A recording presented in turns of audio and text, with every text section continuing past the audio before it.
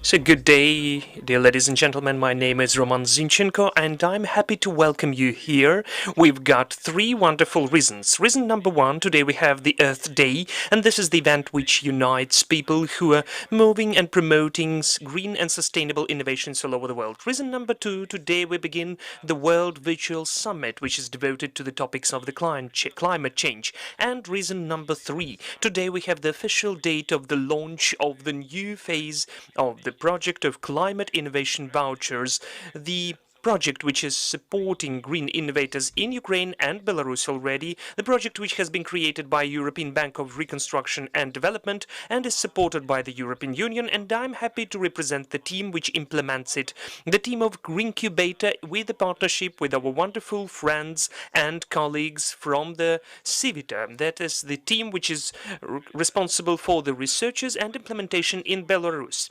So we are beginning today the conversation how the Ukrainian creators of green innovations can get live resources to move on with their projects, to promote them, to bring them to the new levels and to become more competitive. A bit of prehistory. The program of Climate Innovation Vouchers has first launched in Ukraine. Yes, Ukraine was the country which was the first to launch this grant project, which is helping small and medium businesses to implement, to develop, to exit to the market, to test, to integrate diverse solutions which give the opportunities for them to move on with the green technologies. And those solutions are working in lots of sectors, from the metallurgy to the post office logistics, from ventilation in our premises to the electric cars, from the harvesting and yields thanks to the organic fertilizers till the search of the efficient models for the management of the supply chains. Those are very numerous solutions, and we are happy that the first stage of Climate Innovation Vouchers project has been supported by 26 companies in Ukraine with a maximum sum of vouchers 50,000 euro, and now it's time for us to move on. So today we will be speaking what our graduates have done, which opportunities can emerge further on, and what innovative vouchers can mean for your company tomorrow. Who will be speaking about that? It will be told by the people who are directly involved in the idea in the launch of this format of the support of climate innovators, and the entrepreneurs themselves will speak about that. As you can see today, the Ukrainian eco-innovators, green ecological innovators, on the pages of Forbes magazine and the pages of global economic portals. We are happy because of lots of reasons. One of the reasons is that lots of our graduates are becoming global companies and are taking global markets, and we would like Green Valley of Europe to be Ukraine, to be called Kiev, and the region of Eastern Europe. We can see a huge potential for that here. And in the same way, we can see how the companies, in spite of corona crisis, in spite of the challenges around us, in spite of the challenges around the restrictions which were brought by the global pandemic into our lives, they're still growing, developing, creating new job places, and they are growing with the green GDP of our country and rather soon our neighboring countries. So this is one of the key ambitions. What's the roots of those ambitions? These ambitions is that the leading international financial institutions have in its work one of the biggest priorities, which has the name of Green Mandate, and the task of funding the innovations which can decrease the pressure onto the environment, the task to fund the projects, the solutions which can help to make the businesses more environment friendly, is the task which is moving such important components like numerous programs which are now debated all over the world, how we need to understand and to get rid of the climate disaster. Our work in Greencubator in the ecosystem organization is devoted to integrate the creative talent of the entrepreneurs with the opportunities which you can find in the world of green innovations, to search for those opportunities, to open them, to discover them, and to give the way to do this step into the future. And I will be frank with you, we've got lots of reasons to be happy and to be proud for those with whom we are working and for those who are developing those green innovations. Just recently we have seen a wonderful success case of the Ukrainian team of Delfast, which attracted almost $3.5 million for the development of the Ukrainian manufacturing of electric bikes, which are listed in the World Guinness Record Book for the biggest distance with one charge. We can see the success case of Ukrainian companies in other sectors. We'd like them to be more numerous. Sustainable mobility, electrical transport, new technologies in the agrarian industry, new technologies in the manufacturing, energy-efficient houses, analytics, the resource efficiency, the reduction of the losses in the metallurgy, in the transportation, numerous others, multitude of other sectors which are working in this component for us to be not just saying, oh, this company is less harmful for the environment. We need a total breakthrough, the upside down for the businesses which don't say that we are reducing harm for environment. We need the wave of new businesses which could, with the whole authority, say, we every day, daily, we increase use for the environment. We create opportunities for the future of the humanity. Every day we create new projects which are in the environmental balance and they have plus, not minus, in their formula. And we are so happy because our work, which has begun 12 years ago, is now leading to its outcomes and results. And we can see how the new generation of the innovators is being born who are creating global green solutions. And Climate Innovation Vouchers, which started a bit more than 4 years ago, in January 2017 we signed the contract, in March 17 we had the first presentation, and in September 17 we announced the first winners of the selection within this program. So we can see that it's an important part of the investment into the global efforts about how we can reduce the pressure of the humanity onto the environment and to create climate positive products, climate positive businesses and climate positive companies. So in fact, I would like to finalize my speech with the request for help. When we began the program, when we founded the program of Climate Innovation Vouchers, at the moment working in this sector for 8 years, the team of Green Incubator was sure. We know the majority of those who are coming to us who will become winners. We were so wrong. In fact, it was a cool mistake because three-fourths of those who came to us and became winners of our program and supported the funding were totally new companies for us, and we were so happy that the program has become has opened lots of discoveries and revealed them. Lots of those discoveries will be here in this virtual studio, and they will tell us about their solutions, their opportunities which they discovered for their businesses thanks to the support of the European Bank for Reconstruction and Development and European Union within the program of Climate Innovation Vouchers. So I have a request for help, which is very simple. Dear friends, lots of you know more companies than we know.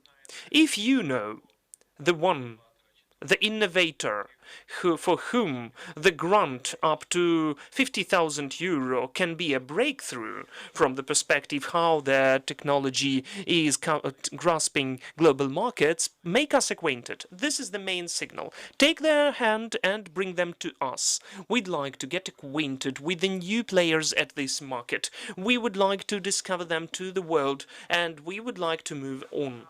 This program is focused on the SMEs. It is not focused on the corporate players. It is not oriented for the startuppers. Do not worry.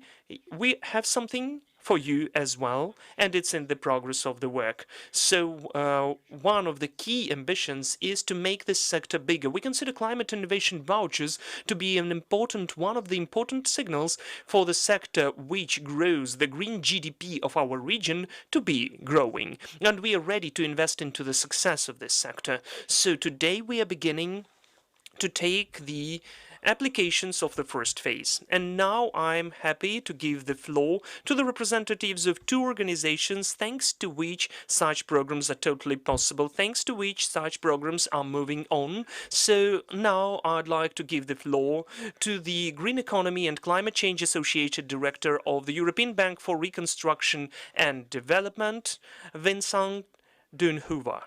Vincent? And it's my pleasure to welcome you here on this virtual stage. And by the way, congratulations on the EBRD anniversary. Спасибо, Роман. Уважаемые коллеги, дамы и господа. Dear colleagues, ladies and gentlemen, from behalf of the European Bank for Reconstruction and Development, I'm happy to welcome you at today's event. Just a moment, I need to turn off the interpretation because I'm speaking Russian. So it's so pleasant to see so many acquainted faces, though I do hope that I will soon hear and see you personally, not in this format. As it was already mentioned by Roman, today we are celebrating the Earth Day. And as you know, 5 years ago, Ukraine has joined the economic deal, which has aimed to change the climate issues in the humanity. And I'd like to remind you that 44 countries have announced full or partial changes on the ecological issues on the territory of their countries. And the Secretary General of UN, Tony Guterres, has appealed for all of the countries to achieve carbon neutrality. In that context, we welcome the intent of Ukraine to achieve carbon neutrality up to 2060. And as you know, the updated NBC for Ukraine is now at consideration, and there are some public hearings and consultations from the EBRD. We are supporting this work with the help of the technical assistance. At the same time, according to the reports of the International Analytical Agency, 40% of the decrease of the greenhouse gases will lead to carbon neutrality, and it will be achieved by the technologies which are totally absent in the commercial use at the mass market. The investments into R&D and implementation of the technologies is an important step to achieve economic treaties and deals. That is why BRD has begun the implementation of the program in the spheres of the technologies and funding in the sphere of climate change of fintech, the part which is climate innovation vouchers, which we are speaking about today. This program is created for the support of the implementation of climate technologies, and now we are ready to open a new stage of the selection for the participants in the program.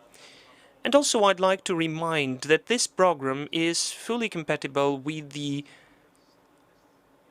investment spheres of the bank for the next 5 years, and recently there was a new strategy of EBRD adopted up to 2025, which defines 3 main spheres of the bank, including the transition towards green economy. As it was mentioned last year by the President of the European Bank for Reconstruction and Development, EBRD is planning to fully make their policy in accordance and in compliance with the Green Deal up to 2023. And now the board of EBRD is working with the Directors' Council of the bank the board of directors to prepare the resolution on this issue for the consideration of the board for the annual meeting of the bank in June of the current year. And also the bank, according to the strategy, took the obligation up to 2025, more than 50% of investments of the bank to become green. Last year, Ukraine has done 40%, so we have some room for improvement. And also, according to the strategy, the bank has approved the strategic aim for 75% of the share from our investments to be included into the projects of the private sector, which is also acknowledging the readiness of the bank to support the investments in the private sector of Ukraine and all over the region. And we're also ready to provide investments into ventures investments. As far as you know, the bank has invested into Ukraine in such companies as Deposit Fortis, Allset, and Scarlet. For the sake of the achievement of those aims, we need the support programs, which is done according to the preliminary approved donor as the European Union. So we do thank Mrs. Alliot and the EU improvement and investment into this program. One of the key programs is the one we are discussing today, and where we are ready to provide up to €1 million for the innovators in Ukraine. So, Roman, I totally agree with you. Please take part in this selection to get funding. I will be happy to see your suggestions. Thank you for attention. Thank you, Vincent, and I thank you that the European Bank for Reconstruction and Development is searching for new formats, how we can support climate innovators. It's very interesting for me to hear the words that you are planning the development of venture sphere. So I'm really willing to expect for the announcement of the new programs of the bank, and we do hope that those programs will be accessible for the graduates of such programs as Climate Innovation Vouchers as well. Thank you, Vincent. And Vincent already mentioned our next speaker, our guest. And I'm having an honor to give the floor to the head of the section of Economic Cooperation, Energy, Infrastructure and Environment in the EU delegation in Ukraine, Chloe Alliot. Chloe? Welcome. Thank you. Thank you very much, Roman. Sorry, I will also have to turn off the interpretation. Excuse me. Thank you. I'm also very pleased to join you today on behalf of the EU delegation to Ukraine, and I take this opportunity also to say happy birthday to Vincent or to the EBRD on my behalf. And I would like to congratulate everybody with today's relaunch of the Climate Innovation Voucher scheme. The climate vouchers proved to be a very popular and successful part of a fintech program implementing in Ukraine in the recent years. And we are happy that it will continue to be an important component of the new EU for Climate program funded by the European Union. As you all know, climate change is not something out there. It is right here and now, and it may even pose a greater threat to our future generations.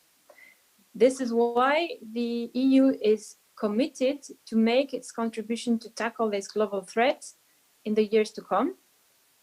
And this commitment is at the heart of the European Green Deal, which will inform all internal and external policies of the EU, and supporting green investments and creating new jobs. Green jobs will be our increasing priority in the foreseeable future.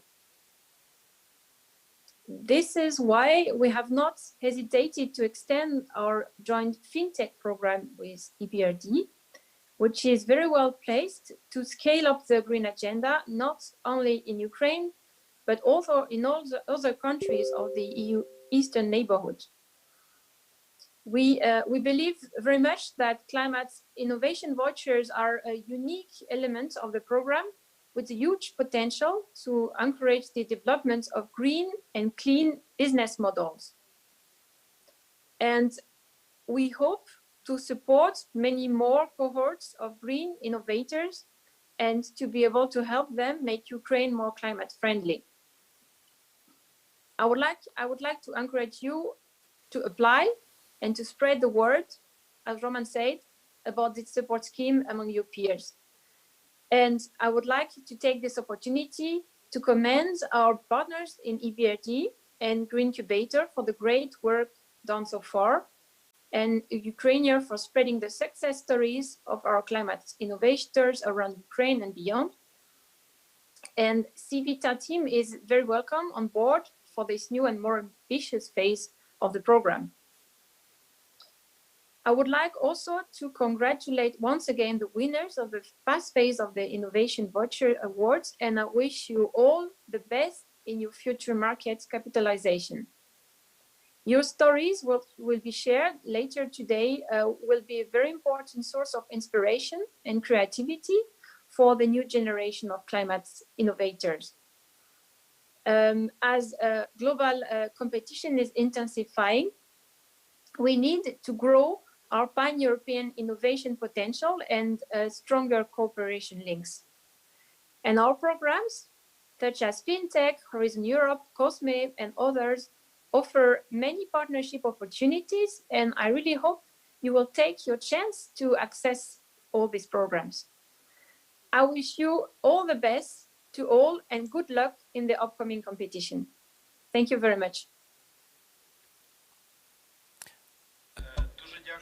Thank you so much, Chloe, and I thank European Union for such a broadness, vastness of this support program for the climate innovators, because the graduates of our programs had an opportunity sometimes to go from program to another program. For instance, one of the teams which will be speaking today go to you. First, they have become the graduates of the Climate Launchpad, which was funded by the European Union, and then they have become one of the winners of Climate Innovation Vouchers. And Lena Artemenko will be joining us today with her story of global scaling. And on the other hand, we will see today the video of one more story, a wonderful Solar Gaps company. And Solar Gaps, besides getting innovative vouchers, they also got one of the biggest in the Ukrainian history of eco-innovators grants within the program of Horizon 2020. Solar Gaps got €1 million to support their development, which transforms windows into the small solar electrical stations. So this is the synergy point where we have interaction of different players, where we have very interesting opportunities. So we're very grateful to the European Union for this whole volume of investments and efforts to support the sphere of climate economy. And in this sphere, we have a huge synergy between such players like European Union, European Bank for Reconstruction and Development, and we are happy to be the part of this ecosystem. So we really are grateful that such collaboration is making the opportunities possible for the generation. I'm happy that we're using the same word, the generation of green innovators. We really need the generation of green innovators to get rid of climate threats and hazards and to have more and more generations in the future. Thank you, Chloe. And Chloe has already presented a small introduction for our partners, wonderful partners, because as we mentioned above, climate vouchers, climate innovation vouchers are scaling up. 2 years ago, 2.5 years ago, we began the conversation that this program should cover more countries, and we said about 6 countries of Eastern Europe and Caucasus, and I'm so happy that the movement in this sphere is already beginning, and climate innovation vouchers in their new iteration are covering the support of SMEs in Belarus, and also since this year we will begin the research about the opportunities to implement such program in Georgia, the development as well. So now I have the honor to give the floor for the participants and the introduction speech, our partner, and I may say our partner at the places, because thanks to the work of Civita,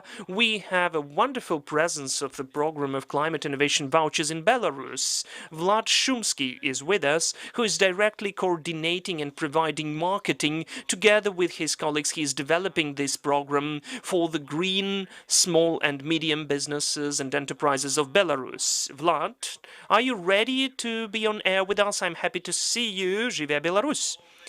Glory to Ukraine, then. Heroes, glory to the heroes. Hello, everyone from sunny Minsk. Thank you, Roman, that you gave an opportunity to say a couple of warm words to you and all the potential participants of the program of Climate Innovation Vouchers.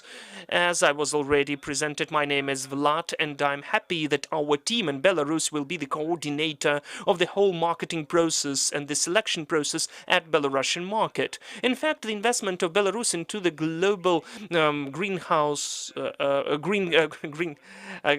gases is only 0.2% from the world scale. But still, since 2007, the greenhouse gas was very stable, and even we could see the decrease for 0.1% annually. And there are certain reasons for that. This is the volatile economic growth and the changes in the volume of manufacturing, the implementation of energy efficient technologies. Since the last year, more and more companies are achieving this level, and also the changes of the structure of resources and energy consumption. The economy is growing and developing, and the business is trying to follow the international trends and to get to green sphere. And the national program on energy efficiency and innovations are well developed here, but as for the climate issues, we don't pay that much attention to them. The climate technologies are expensive, the business does not have motivation to decrease the greenhouse effect, and to implement economies and to invest in them. Moreover, we can see that during the economic and political processes which are ongoing in our country for a year already. So the market of innovations is only warming up, so we do hope that the program of climate innovation vouchers will help the Belarusian SMEs to achieve success, at least not worse than those which were achieved by the champions in Ukraine. Belarus is playing 2 rounds of selection. The grant fund is 500,000 euro. We are beginning on the 5th of May, and I'm sure that our launch event will be as cool as yours today. Roman, good luck to you and to us. Vlad, thank you so much to you, to the whole team of yours. You are so cool, and I am happy having this collaboration, which began just a couple of years ago, and now it is achieving a very productive stage when we have the common work with the Minsk office. And it is more and more, it is more numerous and more scaling up. It's expanding. I'm sure that soon we'll be speaking about the champions in Belarus and to find the new opportunities of upscaling of those businesses. Well, really, this is a wonderful partnership. We have the consortium with the Civita company with whom we researched the Belarusian market for the opportunity to implement this project in Belarus, and I thank all of the people who were taking part in the implementation of this project, the current team of Civita and Andrei Zinchenko and Alexei Khobotyuk, who were implementing those projects in the fields. I thank Anton Shaluk, who made this project possible, of cooperation, I mean, and this partnership is developing now. And of course, it is fed, I would say, by the collaboration of European Bank for Reconstruction and Development and the European Union. We are happy that this collaboration is creating new opportunities and new bridges for green eco-innovators. So as for now, I would like to share several stories with you. Maybe lots of you, our today viewers, have seen already such a series which is called Green Expedition. Green Expedition at a very popular Ukrainian media resource like Ukraina. These are the stories of Ukrainian champions, who are the graduates, in particular the graduates of the program of Climate Innovation Vouchers. But now we will show you a bit something different, which you've never seen before. We'll show you a small movie which is devoted to those who create green innovations in Ukraine, the avant-garde of climate innovations of our market, those who create this market, shape it, develop it. So now I would ask our dear technicians to show this film about those who have already got innovation vouchers and already have achieved some results they can boast. the world has never been so quick, convenient, and automated as now. The new technologies are changing and simplifying our lives and the way of cooperation with the world around us. We are using the achievements of progress every day in different spheres. We are becoming more and more dependent on it without even understanding how subtle and is our comfort and welfare. Still, our fields, roads, buildings, horizons, and bills for electrical energy are feeling climate challenges on themselves. The climate changes are closer to this critical mass behind which we can see disastrous consequences. To avoid this disaster, the world needs a powerful wave of new technologies and businesses which are friendly to the climate, which have the carbon neutral or which take even CO2 from the atmosphere. They are needed for each new device of yours. The vehicle, the cup of coffee, or kilowatt electrical energy do not lead to ruining changes of the environment. To provide additional impulse for the development of such green technologies and to create a platform for the development and implementation of eco-innovations, the European Bank for Reconstruction and Development, with the funding of the European Union, has launched the project of Climate Innovation Vouchers. Green Incubator, the organization or coordinator of the Ukrainian green tech ecosystem, is implementing this project since 2017.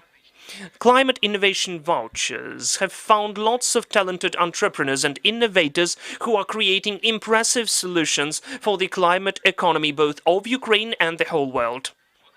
They are creating the electrical bikes with the biggest distance with one charge, and they print the details with the titanium for the aircrafts. They provide the clean air in your premises and protect your food from toxins. The developments of the key components which are in the core of lots of those green innovative technologies is possible thanks to the support and financial assistance of the project of Climate Innovation Vouchers. The participants had the opportunity to use the grant money for the services of industrial design, testing and certification of their products, national or international certification, the development of e-components, the protection of intellectual property, and lots of other services which are important for the success of their green businesses. Let's take, for instance, Delfast, the Ukrainian developer of electric bikes, which have the Guinness record for the longest ride with one charge of accumulator. Thanks to the climate voucher, the e-bikes of Delfast got the new heart, which is beating in all of the new models of theirs, the new computer and the controller of the accumulator. The company has improved the design of the frame and protected its intellectual property with the patents and got the right to give the numbers, the plates, so the identifiers of the vehicles which are compulsory to go along the highways. Recently, Delfast has awarded the contract with the Mexican police, and they have sold some of the bikes and updated the new model for their product, Delfast Top 3.0. In February 2021, the company has successfully attracted $3 million of investments for the creation of their factory in Ukraine and the development of manufacturing. The Ukrainian company of Biosense has developed a mobile lab which would allow quickly and precisely find out toxic combinations and toxins in the grains in the fields without the need to send the samples for the expensive analysis in the labs and to wait for several days for the results. Thanks to the grant for the EBRD within the Climate Innovation Vouchers, the Biosense has attracted the leading company in the industrial design sphere to create the engineer prototypes to launch the manufacturing. And also thanks to the voucher, the team of Biosense have developed the new mobile app and have developed the full technical documentation for the small series production. We began the grant funding, so we applied for different grant programs, one of which was the climate vouchers from EBRD. So those programs allowed us to implement the first prototypes. Doka, one of the networks for the charging stations for Ukraine. Besides the services of charging, they're also developing their own charging stations. Thanks to the support of Climate Innovation Vouchers, Doka have improved their network of charging stations and the software to manage it to offer the continuous access towards the charge of the clients of other European networks like roaming services in the mobile grids. And also the company has involved the Ukrainian studio idea of industrial design for the design of the new model of their charging stations. The company of Go2U is developing the international platform which motivates the owners of the objects in the services like hotels, restaurants, cinemas to install charging stations for e-cars and to bring the new clients who are drivers of the e-cars. So thanks to the program of vouchers, Go2U have improved the mobile app for their users, and they have created the e-cabinet for the owners of charging stations. In Ukraine, the platform covers 80 locations for now, and they join quick chargers, charging stations of the partners companies. Recently, Go2U company have awarded the contract with a big roaming platform, AppJack, which will allow their customers to get access towards 250,000 charging stations in 43 countries. The company of Czerwona Chwila, Red Wave, have developed the technology of 3D printing with the titanium, which is done under the conditions of high pressure and extreme temperatures, and in particular aerospace sphere. The technology, which is named XB metal printing, is substantially cheaper, safer and quicker than 3D printing with titanium and powder, and thanks to this methodology, it reduces the use of this expensive metal 6 times. Thanks to the Climate Innovation Vouchers, Red Wave got the software for the automation of the printing and integration of their 3D printer with the leading program for the computer designing and CAT systems, CAT systems. And also Red Wave has created one of the biggest vacuum cameras for 3D printing in Europe. The Ukrainian company of Integro SD is developing organic fertilizers on the chicken excrement and helps to increase yield to the organic farmers. The voucher helped the company to get international certificates of quality, to exit to the international market and to provide the first fertilizers to the Cyprus. Last year we got the grant, and using this money we were able to upgrade our manufacturing to make it more modern and automated. Today we can manage our factory remotely from Kiev, for instance, managing all of the processes.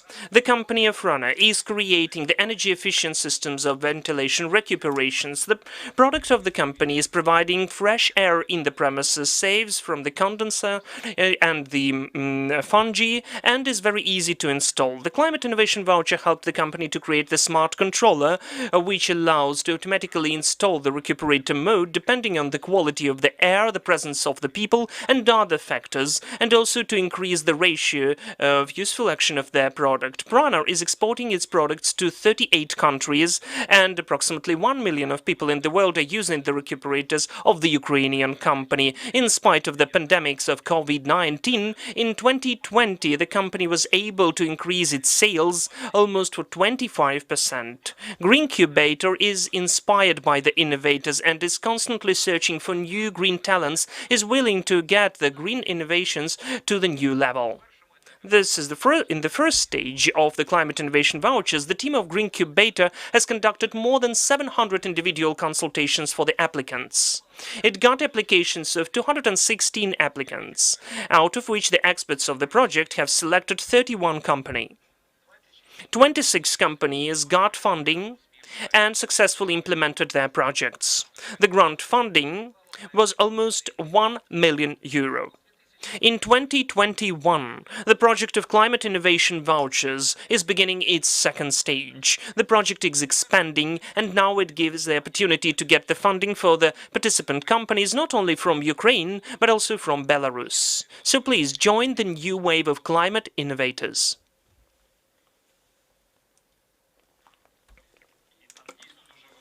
It's really very important for us that we are able to support climate innovators, and I'm really grateful to our partners from Ukraine for the creation of the huge number of stories of the companies which got our support.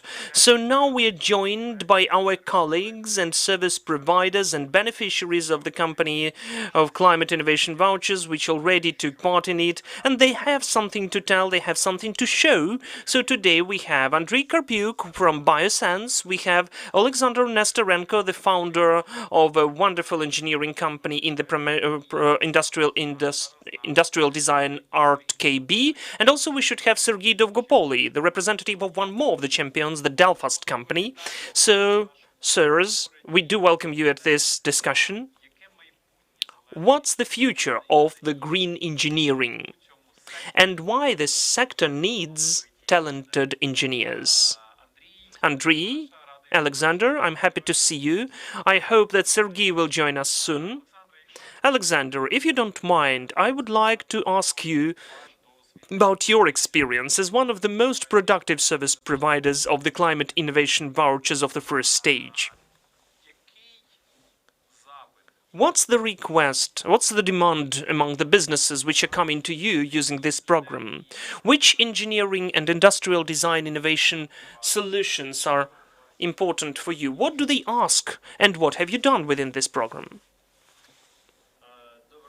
Good day. Thank you for the invitation.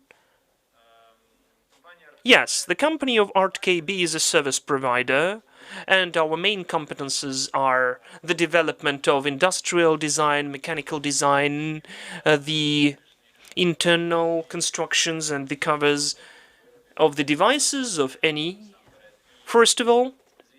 And of course, in this sphere, we are cooperating with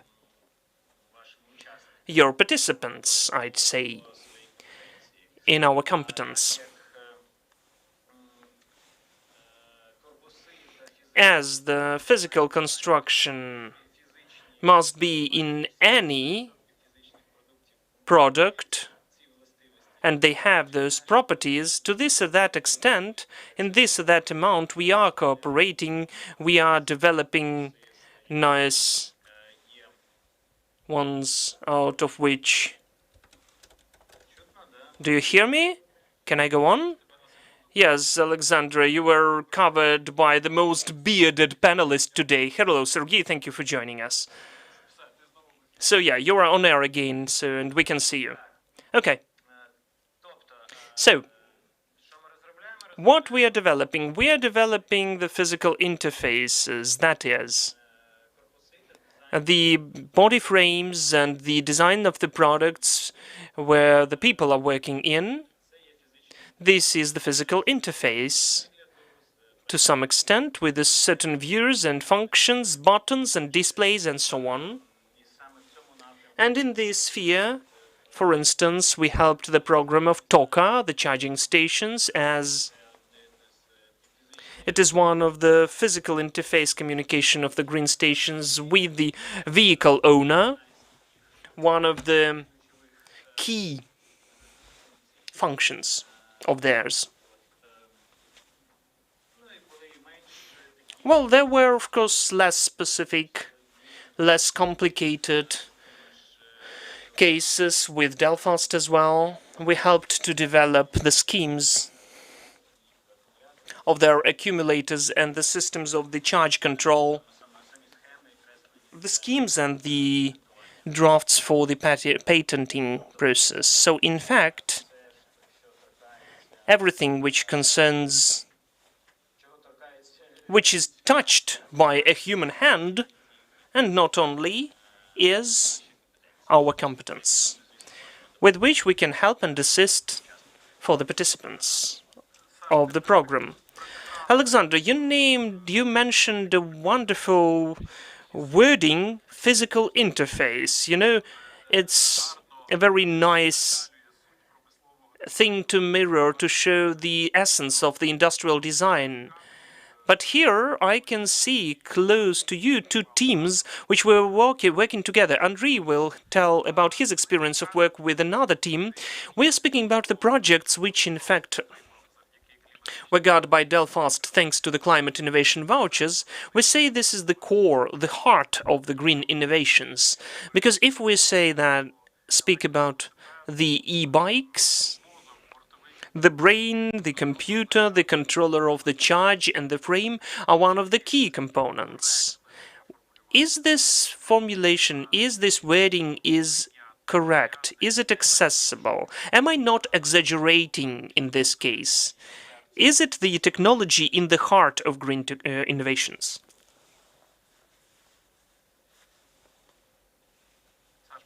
Alexander, that was the question to you. And then we'll come to Sergey. Well, you see, whether it is the heart, well, what we've done, that little piece of work we've done for Delfast is not the most substantial one, not the key one. Sasha, would you tell? I don't know whether it's the heart, but it's totally the face. Yes, different parts. Well, you see, any physical product and device and equipment where we have the physical body frame, where we have electronics and software, we have the people, the teams, the processes. It is such a complicated mechanism that 5 brains and 10 hearts can be found there, but the main heart is the desperate person who has tried and tested to launch all of that, to gather it together and to use it. This is the heart of any innovation, including the climate ones. To say that this is hardware or software, no. Those are people, those are the teams. Only they can provide innovations. Look, this was a wonderful redefinition of our ideology, because we are now speaking a lot about this role of entrepreneur as the driver. Thank you. You gave us lots of inspiration for our further discussions, what we can do for this heart. Thank you, Alexander. Sergey, I'm happy that you joined us now. We are now look like each other because of the haircut. Still, I don't have the cat at the background. You joined the team of Delfast. You joined it during the implementation of the project. Would you say a couple of words that the most public thing from Delfast, the more public person from Delfast is Danilo. But I'm happy that you are with us, because the big part of coordination and technical engineering work was on you. The participants in the innovation vouchers. How did it impact the way of Delfast? Did it lead you to some new pages, new opportunities, new heights? Or maybe it was another grant which you saw on the way and which you are already a champion. What does it mean for you from within the company? Roman, first of all, I need to correct you. You can hear me? Yeah, we do. I need to correct you, because in fact the climate vouchers were the first grant for Delfast, which we got in money, not like gifts, services or anything else, and we are really grateful for that to the program and to you personally. And I will say instantly, they really helped us. They helped us at this critical moment when we didn't have our own money and opportunities to develop technological points, which for us as a manufacturer, as the company which is working with the hardware, it was just very relevant and timely. And I will tell you that, moreover, the participants in the program of climate vouchers allowed us to get a bit later the grant from USAID, which was a bit bigger and allowed us to finalize the work which we began with you, to develop lots of hardware points and to increase the sales and so on. So it was the entry point, a very cool, a very important one for the technological development of our product and for the funding. I need to tell you, I was really happy to sign the recommendation letter for the USAID for your application, because you were really fruitfully cooperating within this program, and I would like to congratulate you with the yesterday announcement, because now on the area of the radio factory we have 3 of our beneficiaries. You are the 3rd, and if you missed it yesterday, the company of Delfast, which 2 months ago has finalized the round of the investment collection as for $3.4 million, they announced about the launch of their manufacturing platform on the territory of the enterprise of SMBs, like aka Kyiv Radio Factory, and I'm really waiting for the times when the pandemic will allow finally to come to you and to visit you during the excursion and to look how your manufacturing is developing. What's in the manufacturing? Where you are moving on to? Strategically, we are moving to the United States. I mean to the market of the US.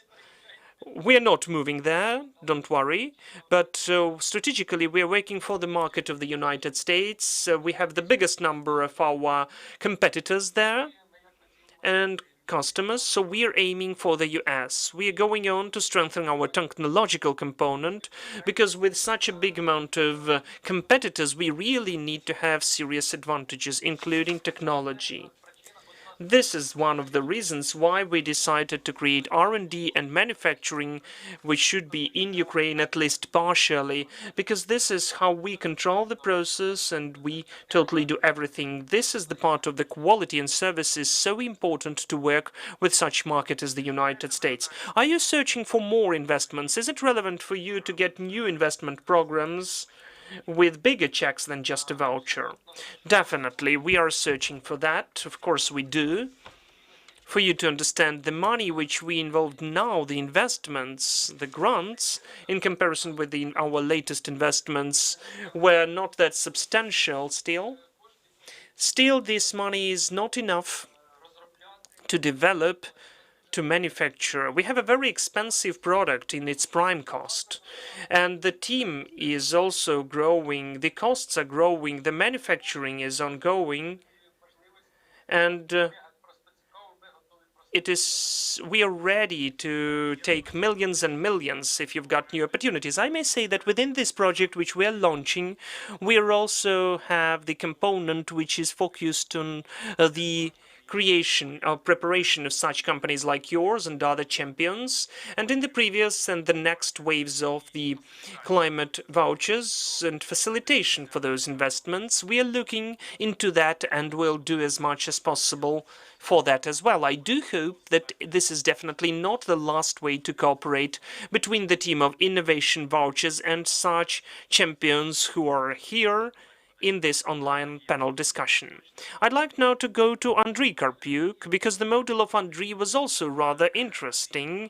Andriy, in spite of a bit of lag in your video, we can see your sunny smile, which is really cool. You had a totally different model of industrial design, but I remember how you came to our office with your new prototype and your solutions foresee lots of integration of a big part of the industrial design, lab research, certification, and the work to sell the product to the customers. You're dealing with the food safety. You're dealing with taking out of the harmful logistics for the potentially poisoned grains, and you get rid of lots of emissions. What did innovation vouchers mean to you when you came to the program? How did Biosense change and maybe make any adjustment in the course during this project? Hello, everyone. First of all, I'd like to introduce myself. My name is Andriy from the Biosense company. As Roman has mentioned, we are working at the market of testing of food safety. And today's challenge for us is the diagnostics of mycotoxins in the grains. So if we speak about the history of our project,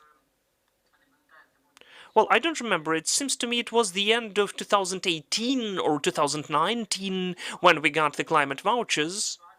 Our situation was the following. The first year, when we came with such an idea, we did not deal with the project. We dealt with the marketing. I would say that this was the learning stage, during which we took part in lots of incubation programs, tours, and the main task for us was to identify the customer's sweet spot.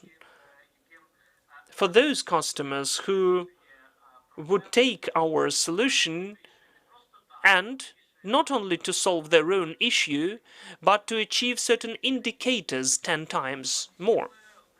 So what we coped with during this period of learning, then we had the next period, that is the development of what we promised at the incubators and accelerators and exhibitions. So before we got these vouchers, during the previous years, the project itself has developed and we got some investments and we spent them for the marketing activities, and during the last half of the year, or 9 months, the project was developed using my own money. And I was just graduating from as an intern. I didn't have that much money, so everything was moving on very slowly and hard. So the opportunity to get the Climate Innovation Vouchers helped us to develop ourselves, to develop the prototype. When we came to the green incubator, we had a little sensor. Just for you to understand, this device was not bigger than a smartphone. But when we left the Climate Innovation Vouchers, our prototype looked, as you can see at my screen in the background, of such a format. It was a case.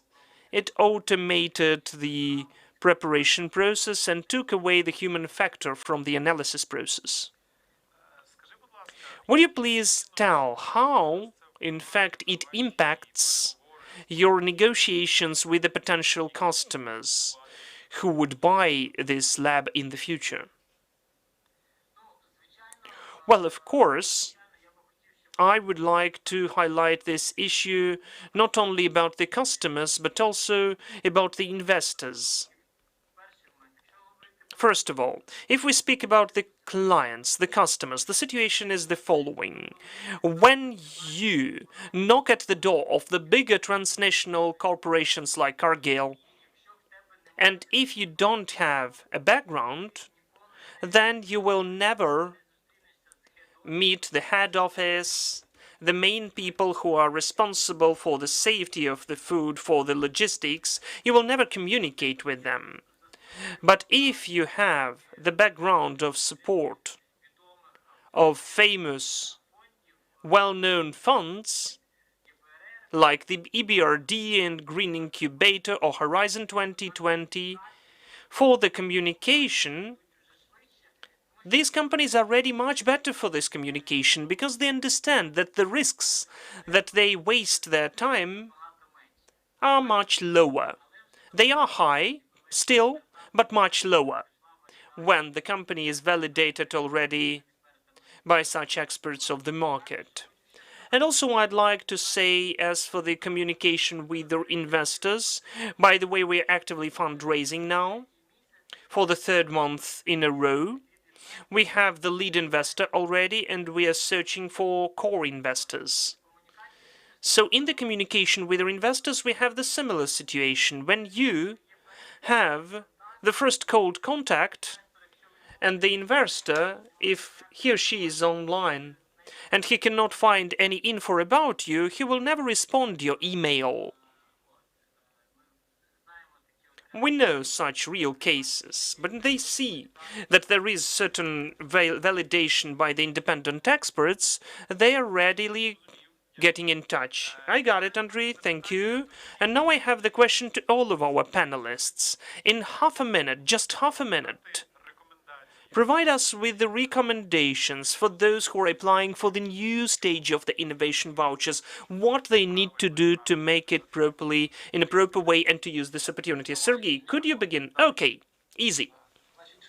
So, what you don't have to do. You don't have to pour some water and to introduce some fake fantasies. Try to be as precise as possible and just describe your advantages, what it will lead to, and then it will be working. Thank you. Alexander?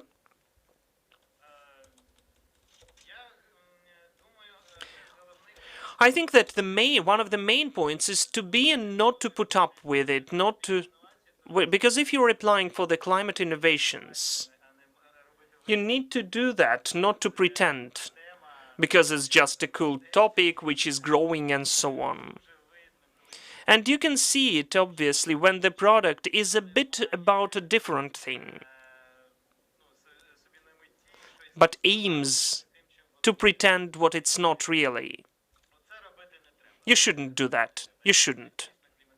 And if it's really a climate innovation, then I think that there won't be any problems and issues. It will be quickly identified by the experts of the program. Thank you, Alexander and Andriy, to finalize. Well, I agree with everything mentioned above, and I'd like to add, as for the application formulations, pay attention to the precise and specific character of the plan. You shouldn't forget that you will need to report for that plan. It should be realistic. It should be feasible. You need to understand where you spend the resource which you get, the financial one, and which you will get from this, which feedback you get from it. It's important to understand that at the stage of the application submission. Thank you, dear friends. We had Sergei Dovgopoli with us, the representative of one of our champions, the company of Delfast, the Ukrainian e-bikes, which have the World Guinness record. We had one of our most productive service providers, the founder and the head of the company ArtKB, which is working in the sector of industrial design, Alexander Nestorenko. And we had the founder and CEO of the company of Biosense, Andriy Karpiuk, the company which takes care about the food safety of the whole world, taking away the mycotoxins and other dangerous things in the fields. Thank you, dear friends, for what you do, and we will be happy to cooperate further on in the new programs and search for new opportunities for the Ukrainian green innovators. Thank you. And now we are coming to a new panel discussion. Our new panel will be devoted maybe to one of the hottest topics in the sphere of eco-innovations, as very often we say green is electro, green future is electrical. So we can't say about the sustainable innovations without mentioning how we transform the transport, in particular, how we transform the transport in the sphere of green mobility, eco-mobility, sustainable mobility. So now in this panel, I have the honor to invite the representatives of two most substantial players of the Ukrainian market of e-mobility, which are constructing this infrastructure with during the sleepless nights, attracted investments, and the efforts which really cover the whole country. So now I have an honor to give the floor to two people who have done a huge investment for electro car to be used in Ukraine freely. And I'd like to drive your attention to an important point, a peculiarity. It happened in Ukraine without any state support by the entrepreneurs themselves. The two of them will be introduced now. We have Dmytro Nikonov, the founder and CEO of the company of Auto Enterprise, and Stefan Blagovesny, who is the co-founder of the company Toka. Those are two biggest players at the sustainable mobility market who are working in Ukraine, and now I'd like to welcome you. Dmytro, Stefan, I'm happy to see you in our virtual studio. Dmytro, I do understand that you are on your way. So I do suspect that you are in the e-car, right? It's not the internal combustion engine. Dmytro, I will begin with you. When Auto Enterprise came to Climate Innovation Vouchers, which task, which challenge you faced as the company then, and what did the company do as the result, as the outcome? Tell about your story of cooperation with the project. We came to that totally accidentally, but we're happy that it happened. I do apologize, I'm speaking Russian because... No, it's okay. Do not apologize. It's easier for me. Kharkiv is a Russian language region, and mostly, although I live in the US, I speak Russian, so We came in the process of a very hard way, which we went on our own. We had a very hard story of the acquirement of different equipment from all over the world. I think that my colleague will tell that it's not that easy because he has a huge experience in that as well. We all began approximately at the same time, and we came to the conclusion that we need to do something of our own because we couldn't find something accessible and worthy. We acquired and spent a huge sum of money, different chargers, Chinese chargers, and in the middle of the way we lost altogether the logistics and the maintenance and repairment at this quest of acquirement, approximately $3.2 million. So we decided to develop our own. It was much harder with the financial situation than it used to be when we just began, because you begin with a dream, but you end with the operational part, which is very hard to deal with, and so on. So what did we do? We began to search for the developer of the electronics who would be able to develop the adjustments in the module. First adjustments, and then, of course, we understood that we need to develop it from scratch. So you cannot deal with adjustments only and corrections only. So in the end of the day, we've developed during this activity both the controller and the modules, force modules, power modules. First we wanted to correct the Chinese, but still then it was transformed into a separate product. This is the story. Metro. So in fact, I have an opinion, a thought, that mostly the money of climate innovation vouchers are in the controllers of the charging stations of auto enterprise. Am I right? Well, yes, in the first controller, which is done in this controller. Everything is there. But could you tell how many copies or samples of this controller is working in Ukraine or maybe any other country? How many children of innovation vouchers are helping e-cars to charge?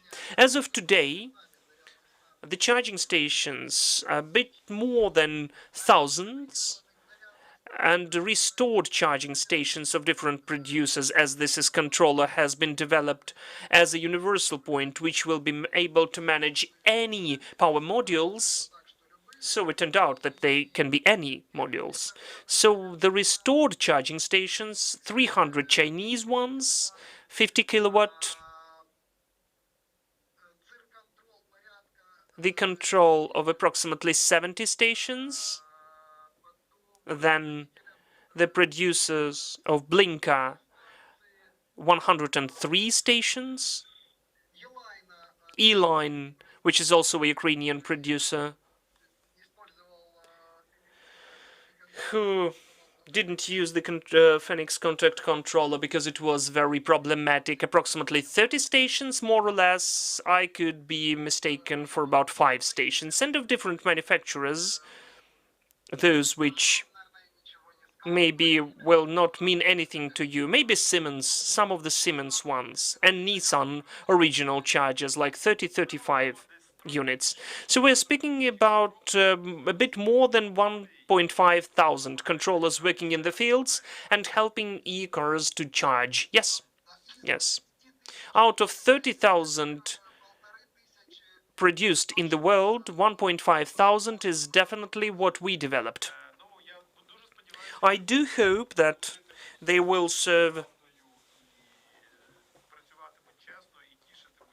in the best way possible and will make the customers and the operator happy because Auto Enterprise is the biggest charging infrastructure in Ukraine, and we can see a big team of engineers working with them, and I had an honor to communicate with them. Does the company search for investments now to scale up? Can we be useful with some projects of the next stage? Well, yes, look. We are now going through, we have had the due diligence of the company. Dragstar Partnership is the company which was the first to invest into Tesla, to invest into the ChargeCoin. ChargeCoin, by the way, has become our customer, and Blink, two biggest companies. We are creating hardware for them. The irony of fate is that we had approximately 20 refusals from different funds just because we were creating hardware, including software. But nobody wants to invest into hardware in the US because hardware projects, 98 out of 100 are just dying off. I am proud with the Ukrainian companies because we are winning in the hardware. We are winning all over the world because climbing out from the cliff and from the asphalt and knowing that all of the state structures are working against the business, we are still well trained, and when we get to other markets, though they don't wait for us there, I think it will be a big surprise and the breaking moment for the whole world. Well, I do wish you success in the expansion. During the next block, we will speak about the international expansion as well, and it's an interesting component. Dmitro, thank you for this story. 1.5 thousand of hearts of charging stations, that's what's important for us, and we are happy to see that result. I'd like to come to Stefan now. Stefan, your product is totally different. You're also one of the biggest Ukrainian players of the charging infrastructure in Ukraine. So here I'd like to ask you. You came into two spheres. Partially you had a hardware component, but in a different segment. But you came with a software. What was the moment of the development when you had Climate Innovation Vouchers, and what did this product give to the company and made it possible for the company? Hello, everyone. If you allow me, I will be speaking Russian because it's easier for me to think in this way, to choose the proper words. Dmitro is right when he says that we are the pioneers. And really, at the stage when we just began, we lacked experience and knowledge.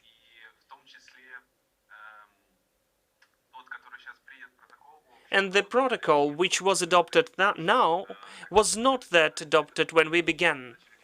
So we began to create our own version of the protocol, which as of today is fully excluded, but still, then it had the right for existence then. Our first charging stations were working according to the roaming, you mean interaction between the stations? OCPP protocol, the protocol thanks to which the station is communicating and which allowed us in the future to achieve the standard using which we could integrate with any manufacturers. In this way, we were able to conjoint any station of any manufacturers to our station, Auto Enterprise and other producers, Sea Control, Siemens Forsec and others. It allowed us to be relevant, to develop on, and allowed us to be capable for the integration and other grids, including.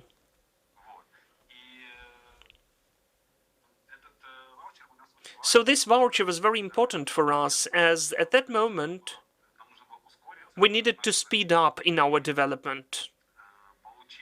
And having got some support, we were quickly using the new protocol 1.5, then 1.6.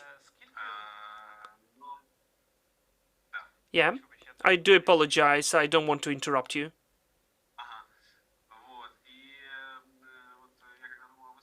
So when I thought about this speech, I was sure that there will be the question what the voucher is for the young company, which is totally doing that in the new sphere, when you cannot just even look what is happening abroad, because more or less we are lagging behind. But in the development stage of the business models and all the rest, we were already in similar situations.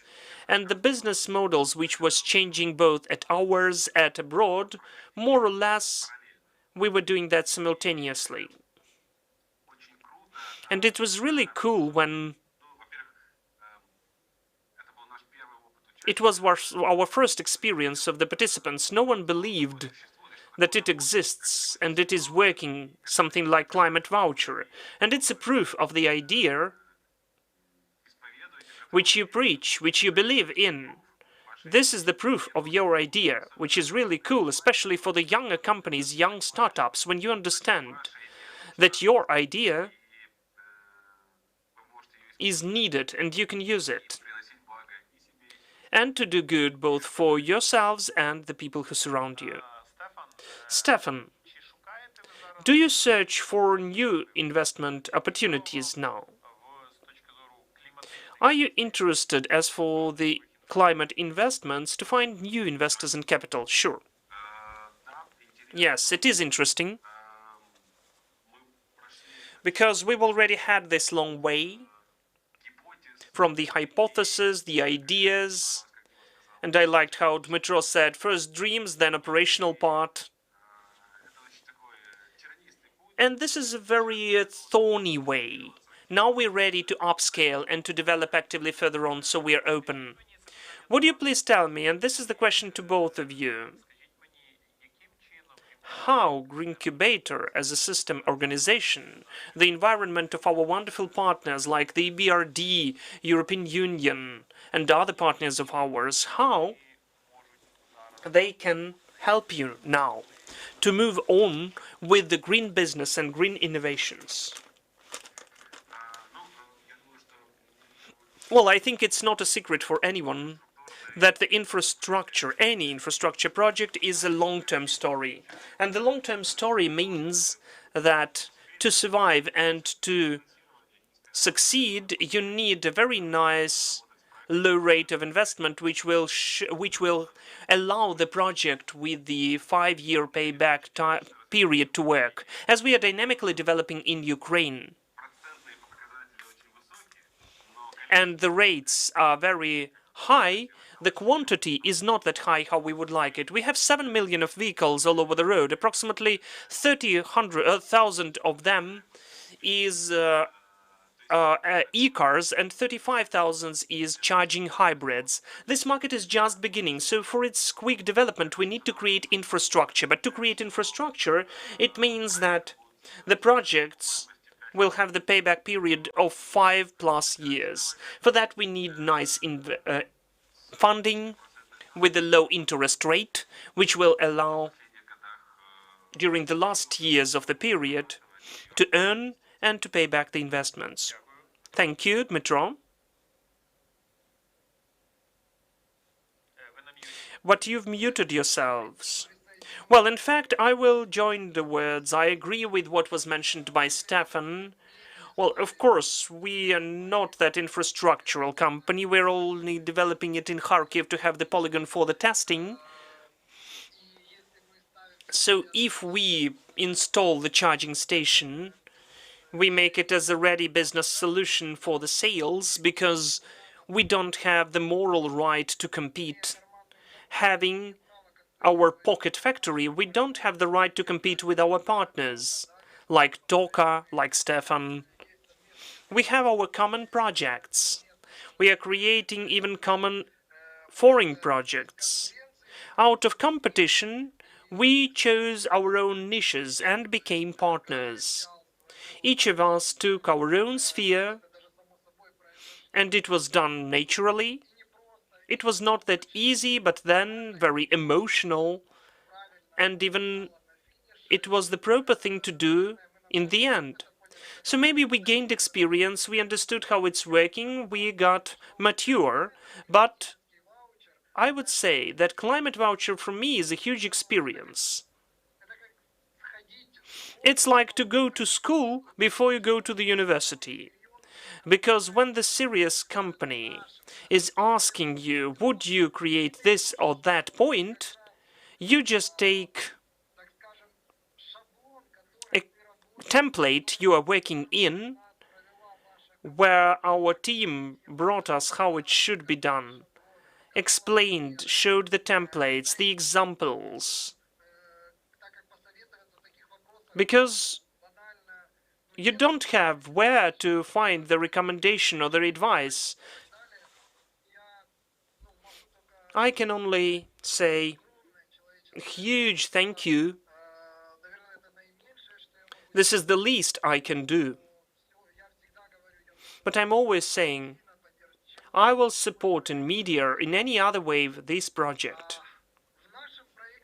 In our project, it was never the most substantial, the key point for funding, because we were moving on and on with lots of other points.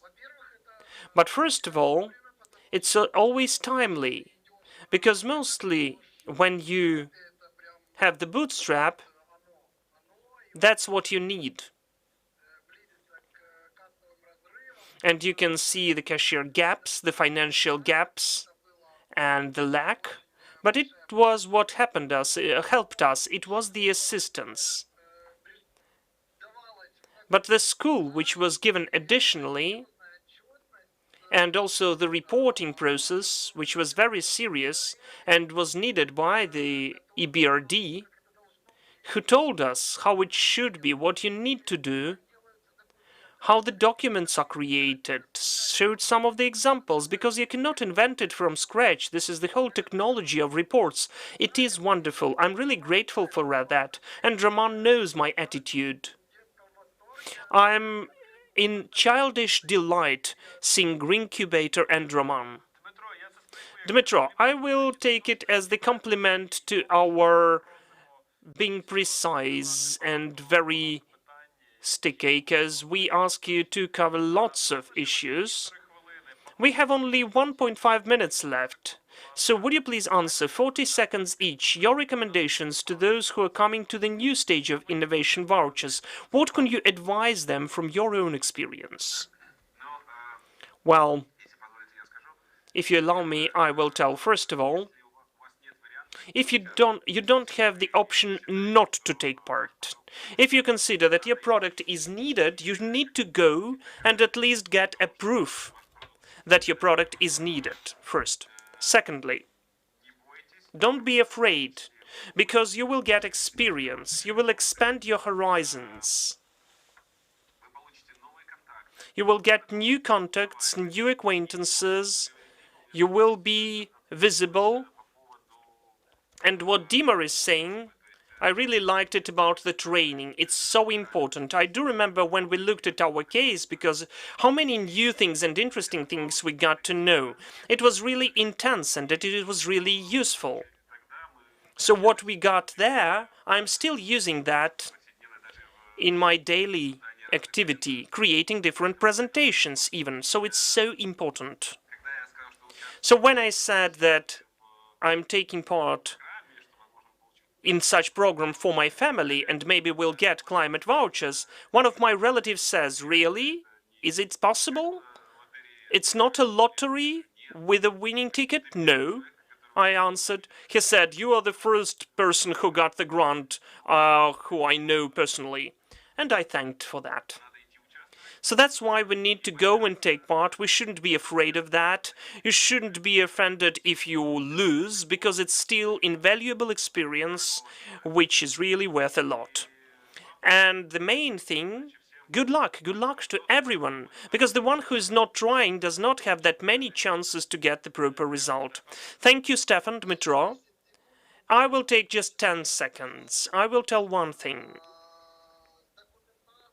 Documentation is not my strongest side, but I was very bold enough to ask the representative to visit and to see how it's done live, to be inspired with what we do in our team and the developers team who dealt with that, so all of the participants of this process.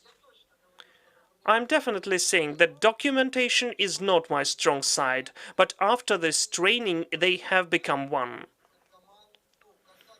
And when you show that you really exist, that you try to do something and you are sincere, then definitely you are prompted where to go. I do recommend everybody. Maybe it's not easy to Roman, but still I recommend. Invite him. If there is something to show, you should definitely show it. And to be proud of it. For me, Roman is forever my mentor and the person whom I call when I have the dead-end situation, when I don't know how I need to register the software, develop with the developers. He will recommend at least what to Google and whom to search.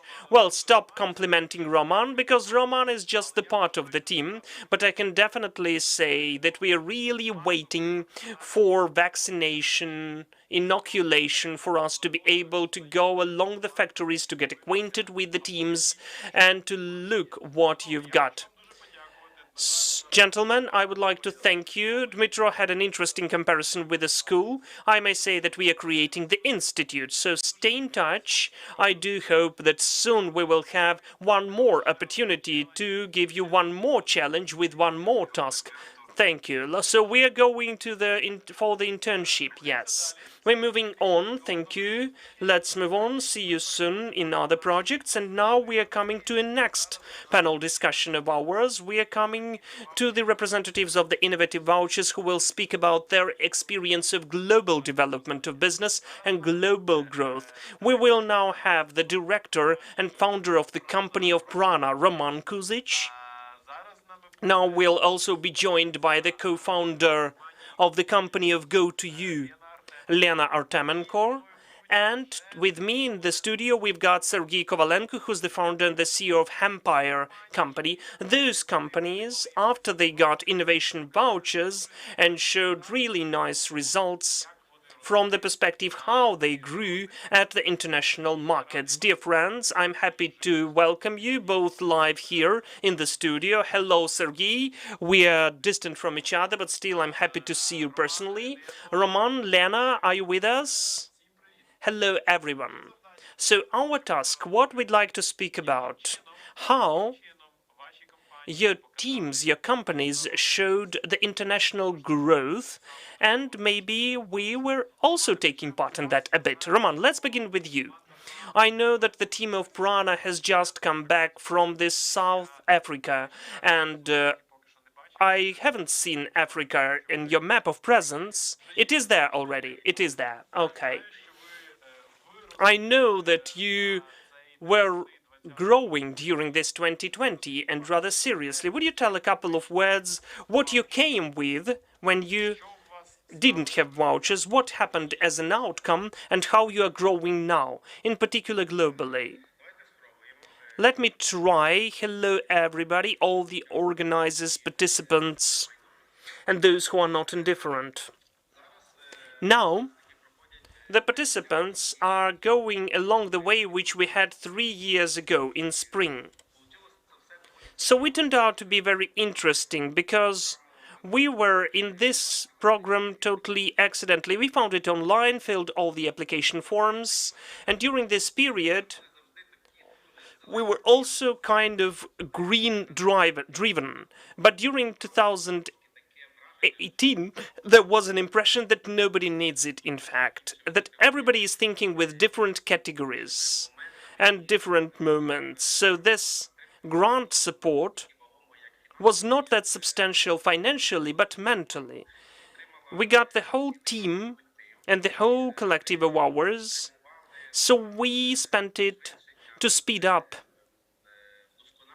and to improve our products, which have become more energy efficient, which have become greener. As of the moment when we founded it, we exported into 21 countries of the world. As of now, we have export to 40 countries of the world, in fact, and soon we'll have the 41st and 42nd, so now we are in the stage of negotiations. We grew, in fact, we doubled with our energy efficiency of the product. We increased it for 10 to 15%, and the work with Green Incubator really provided us with the reputational component. The element of trust towards our company grew times and times, thanks to Green Incubator, the popularization for the dissemination of information about green technologies, about the energy efficient technologies, as I think it gave us at least 30 to 40% more. Roman, in fact, when Prana came to innovation vouchers, one of the key outcomes of cooperation was smart controller. Do I remember it right? Yes, you're totally right. And this grant support gave us an opportunity to introduce it in our smart controller, to control the state of the air, to automate the balance of quality of the air, and we finalized it approximately 3 times quicker than we planned it first. So this product has directly become the zest of our export to the European countries. Because honestly speaking, the environmental education itself, environmental culture itself, fortunately or unfortunately, was much better in Europe and earlier in Europe. Our product was perceived by the European market, and it was very surprising for us, rather quickly. Where we needed to introduce lots of explanations in Ukraine, what is done, where it is done, and why it is done, in Europe, the consumer, the customer, responded in a different way. They were waiting for that for the long time. So it gave us an opportunity not just to be at the same level with the European manufacturers, but even higher. I'm happy to hear that. For us, it's very pleasant. I do remember that recuperators of Prana are used in by approximately 1 million of people, right? I think more. I think more. Because as of today, we've sold approximately 450,000, taking into account that our customers are also the residence premises and different halls and tents and social sector. I think that more than 2 million are permanently using our regenerative heat exchangers. So about our export, I do remember our meeting last year, right? Or maybe the end of 2020, when we were talking to you and Dmitro, and you said that in spite of the pandemic, you grew, if I'm not mistaken, for 25%, right? Approximately 25%, a bit more even. It is connected with the fact that in our equipment we have the necessary heat exchange. It's antiseptic itself. The viruses, bacteria, and microbes cannot develop on it. So when we had the pandemic, we felt this easy, a slight decrease. But as the people were staying at home, as the people were more interested in their health, as they began to get interested into diverse measures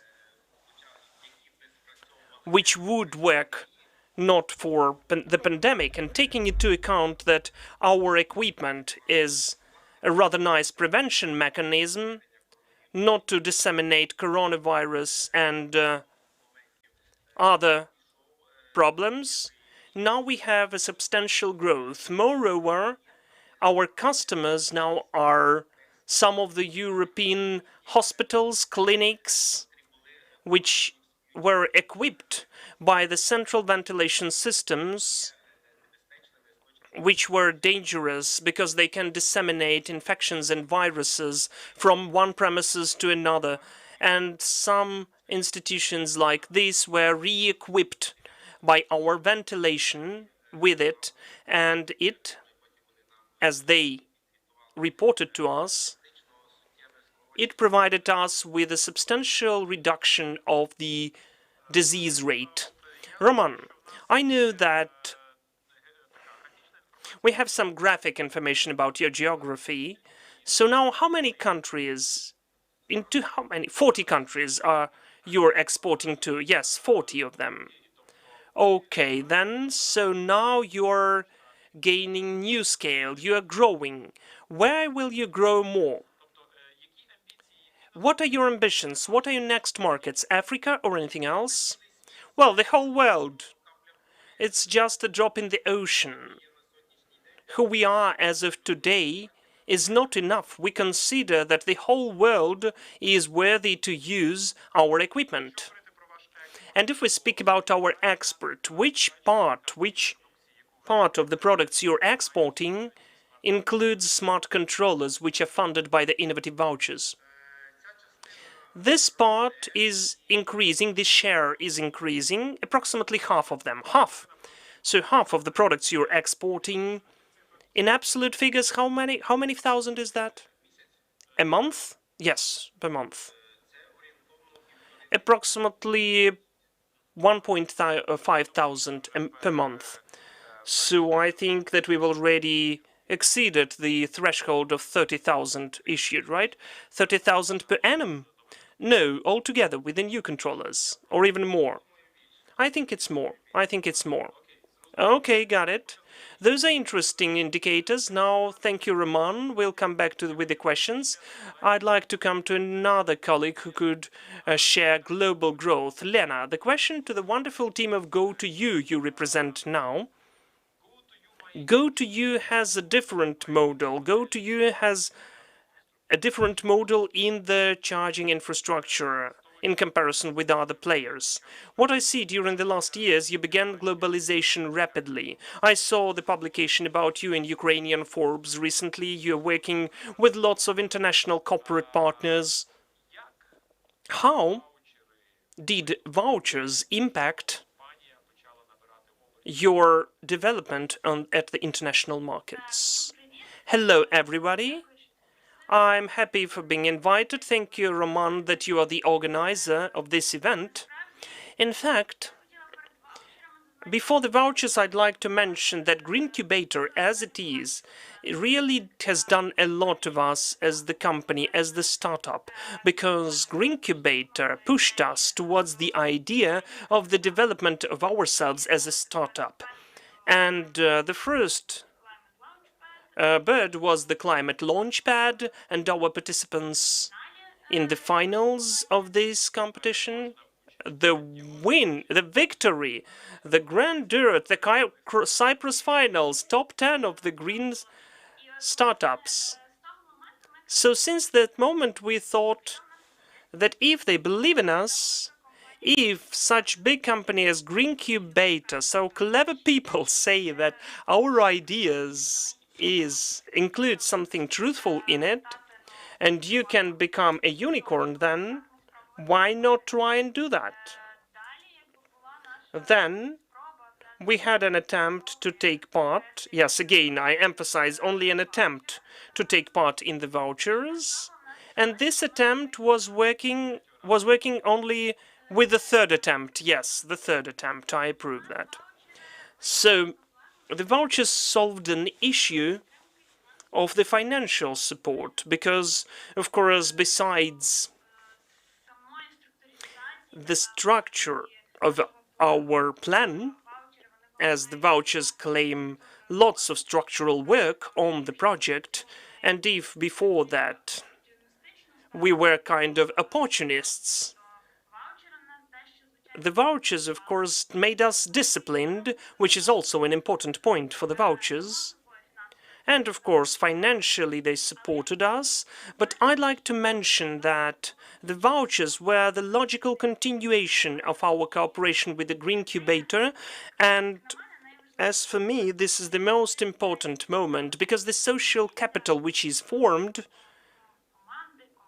of the team, of the company, when it begins to take part in such projects, is maybe the most invaluable moment.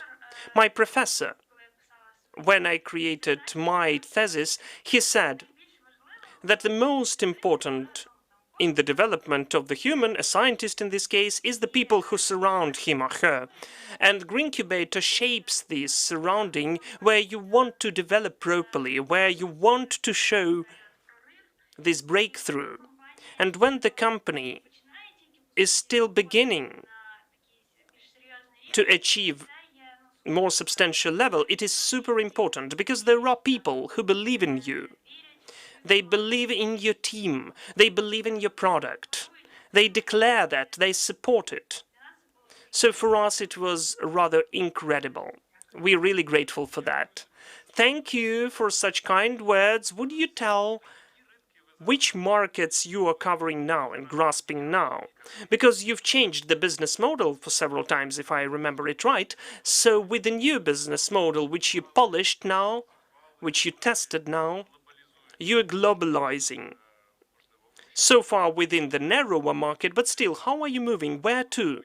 What does the new product of GoToYou do? So we, in fact, more or less are keeping the same strategy in the focus, and we haven't changed it much. Well, I would say you tuned it. Yes, tuned. Yeah. Definitely, we add something to it. It is developing, it is growing. Now we are present in the 8 European countries, 1 Asian country, 3 countries are coming close to us.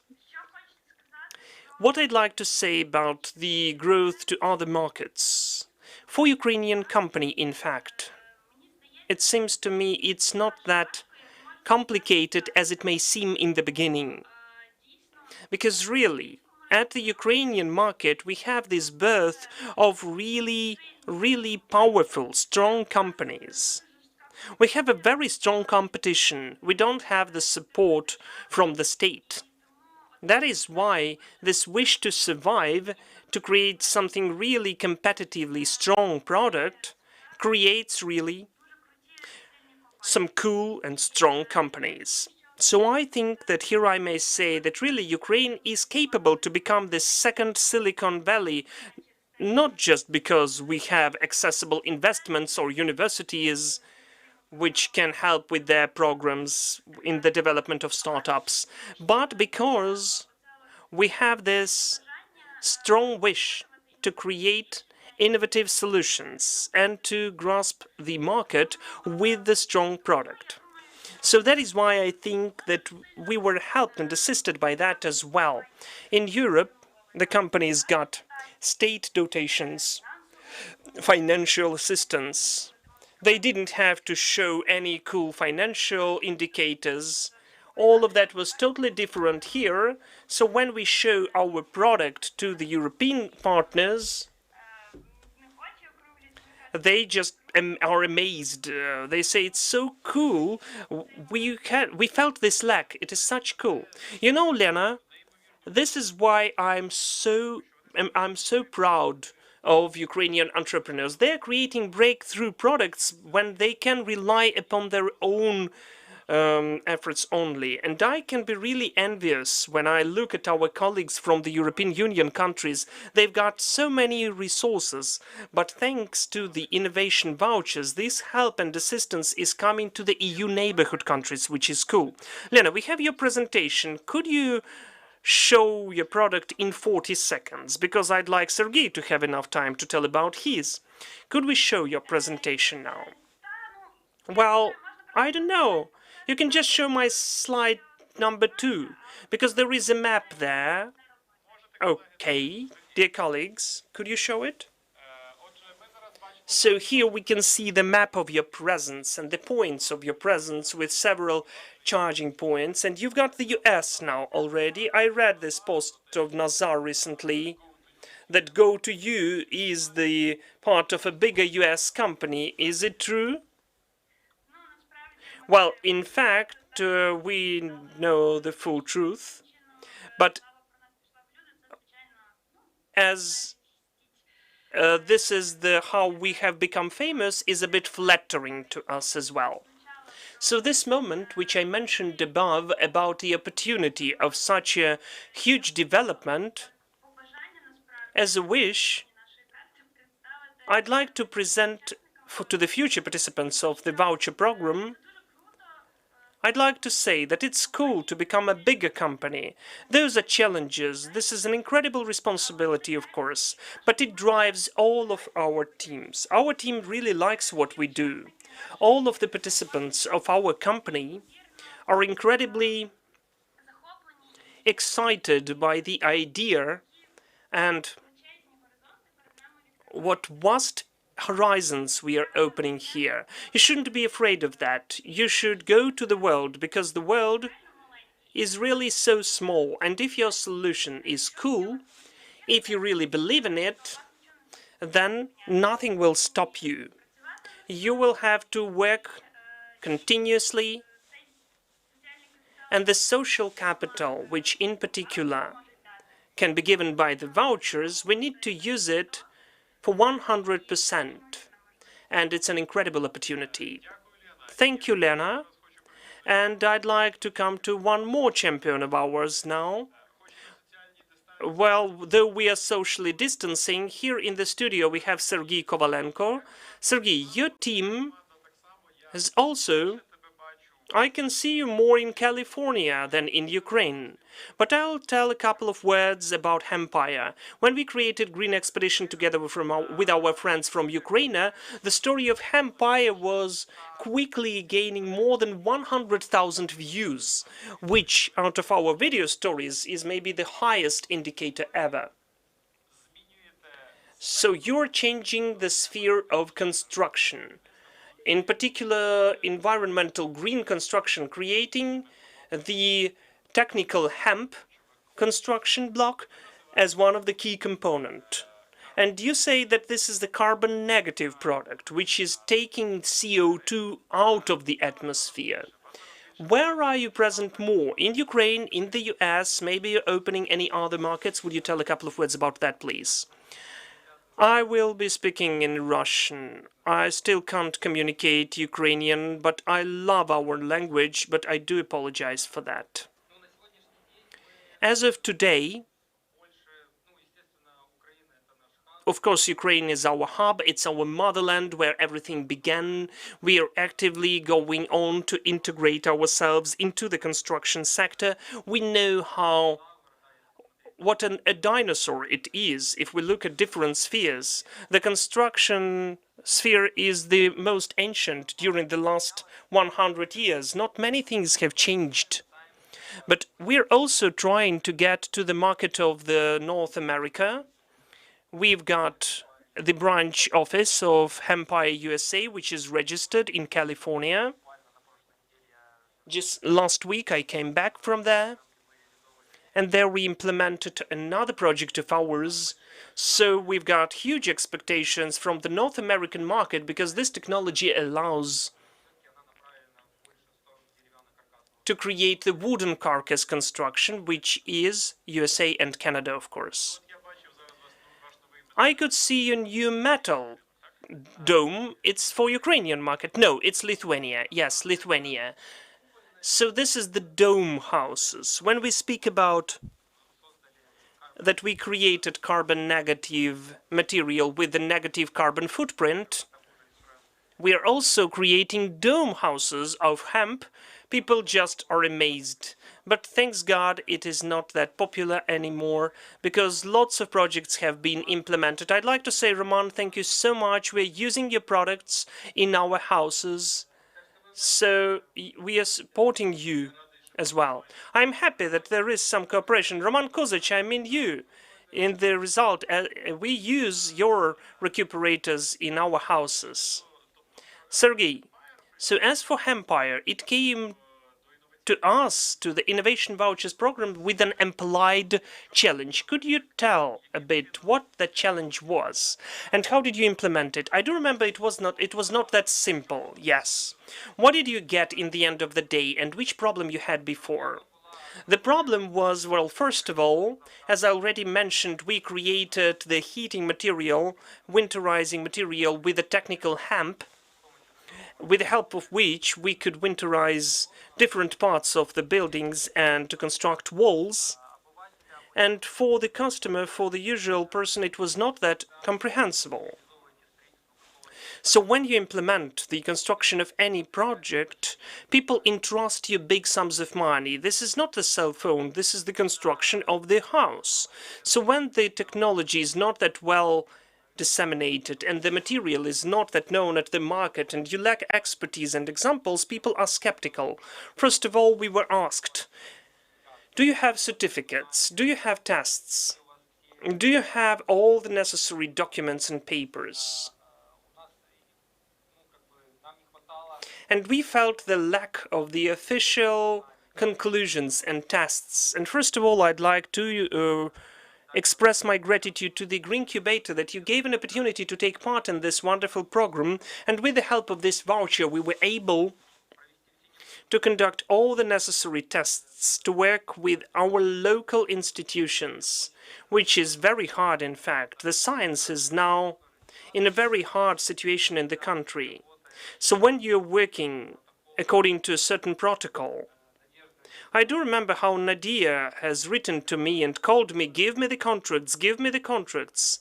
And the people from the institute were keeping us because they had to conduct the tests for the conditions and technical specifications. So this experience of the task solutions during the shortest periods of time was very painful. But we implemented it, we went along it, we got what we needed.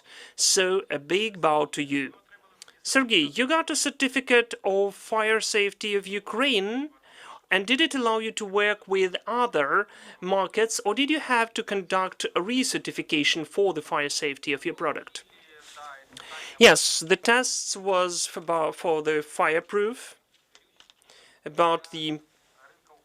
for the Ukrainian market.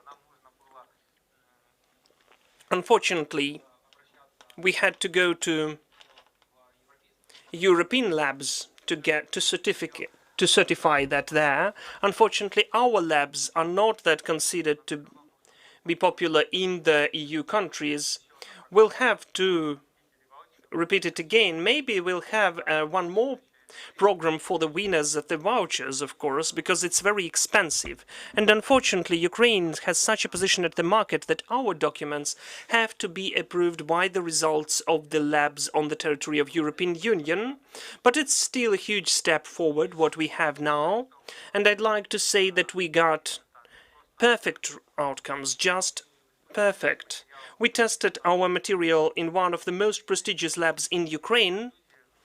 And the people, the employees who saw lots of things during lots of years, different samples from different materials, they said that it will be burnt very soon, but still it worked, so we were very happy with the outcomes. We were also trying to burn it, and it was at Tesla camp, and the material did not burn. It was done in the fields. So we'll finalize this panel, so traditionally I would ask you to spend 30 seconds each and to tell about your recommendations for the next participants of the vouchers, what you can share with, according to your experience, with the companies who have had this campaign already, and they're moving on, beginning with this stage. Well, first of all, I'd like to say that it's necessary that we need not to lose the faith, to believe in yourselves, to believe in your product, in your team. And the basics is to be truthful to yourself, and it will be enough. Thank you, Roman. Lena? Well, I totally agree with Roman, and maybe I'd like to add that we shouldn't stop. If you can fully spend all of your time for your business, do it. And it will be responding in the same way. This is the beauty of your own project and your own business. And also, I'd like to wish to use the human capital which you can find in the communication in such programs and with us as the graduates. Communicate with us, pose the questions. Maybe you will have any questions. We'll be definitely and happily sharing. Well, I'm speaking from my behalf, but I think that the colleagues will definitely support me. If we can help you, we'll do that. Thank you, Lena. That's our next task, to develop the community. Sergey, what will you say? Well, I'd like to say, first of all, that You should move on along your course. Even if you are sad that nothing is working, you as a bulldozer, you have to. If you believe in your business, you need to move on. Not a single business development book of certain millionaires' bestsellers will tell you about the experience of business. Can only feel it on your own skill, to feel the beauty of the implementation of your own project. So you should do that with love. Roman was right to mention you should move along the truthful side. Don't have any deals with the consciousness. And then you will be connected with the necessary people. The events will be taking place how it should be. You'll get acquainted with the Green Incubator, with the wonderful team of theirs. There will be new collaborations, new contacts implemented. So go forward. Do not be afraid of anything. Fear is the most ruining emotion in the world. Just love. Have a good success. Thank you, dear friends. Thank you that you are inspiring the next generation of green innovators and have success in your business. Thank you for being with us. And we are moving to the next stage, the stage which is devoted to the corporate interaction and corporate stage of the work. So now I'd like to invite here to the studio our next guests. Those are the director on real estate issues of the company of Ukrainian Post Office Ukrposhta Igor Morma, and the director of the company Prangi Bogdan Bayovsky. And a short prehistory, while you don't see me, you just hear me, which concerns how we began our cooperation. Our cooperation began when we were visited by Dmytro Senichenko, who used to be working at the Ukrainian Post Office. Now he's working at the State Real Estate Fund, and said, we need a solution which would help us to manage our energy check and bill. It was a very interesting and serious challenge, but we have one restriction. We are not working with the state ownership companies. Then we had collaboration between two players, Ukrainian Post Office and Prangi, which is focused to make the product possible, which would allow Ukrainian Post Office to manage their energy check bill. Igor, Bogdan, I'm happy to see you here. I thank you for the stories you are creating. So how did your project move on? Which outcomes and results you achieved? Ukrposhta is an interesting systematic player of the post office services and logistics. Prangi is an interesting player of energy management and not only, and the real estate management. What did you create together? We did not give the grant to Ukrposhta. Ukrposhta cannot be selected by the criteria, but still the grantee was Prangi company, and Ukrposhta has become the user of what Prangi has created. Who would begin? I would begin, if you don't mind. I don't. So the story began that we got to know about your company, about Green Incubator.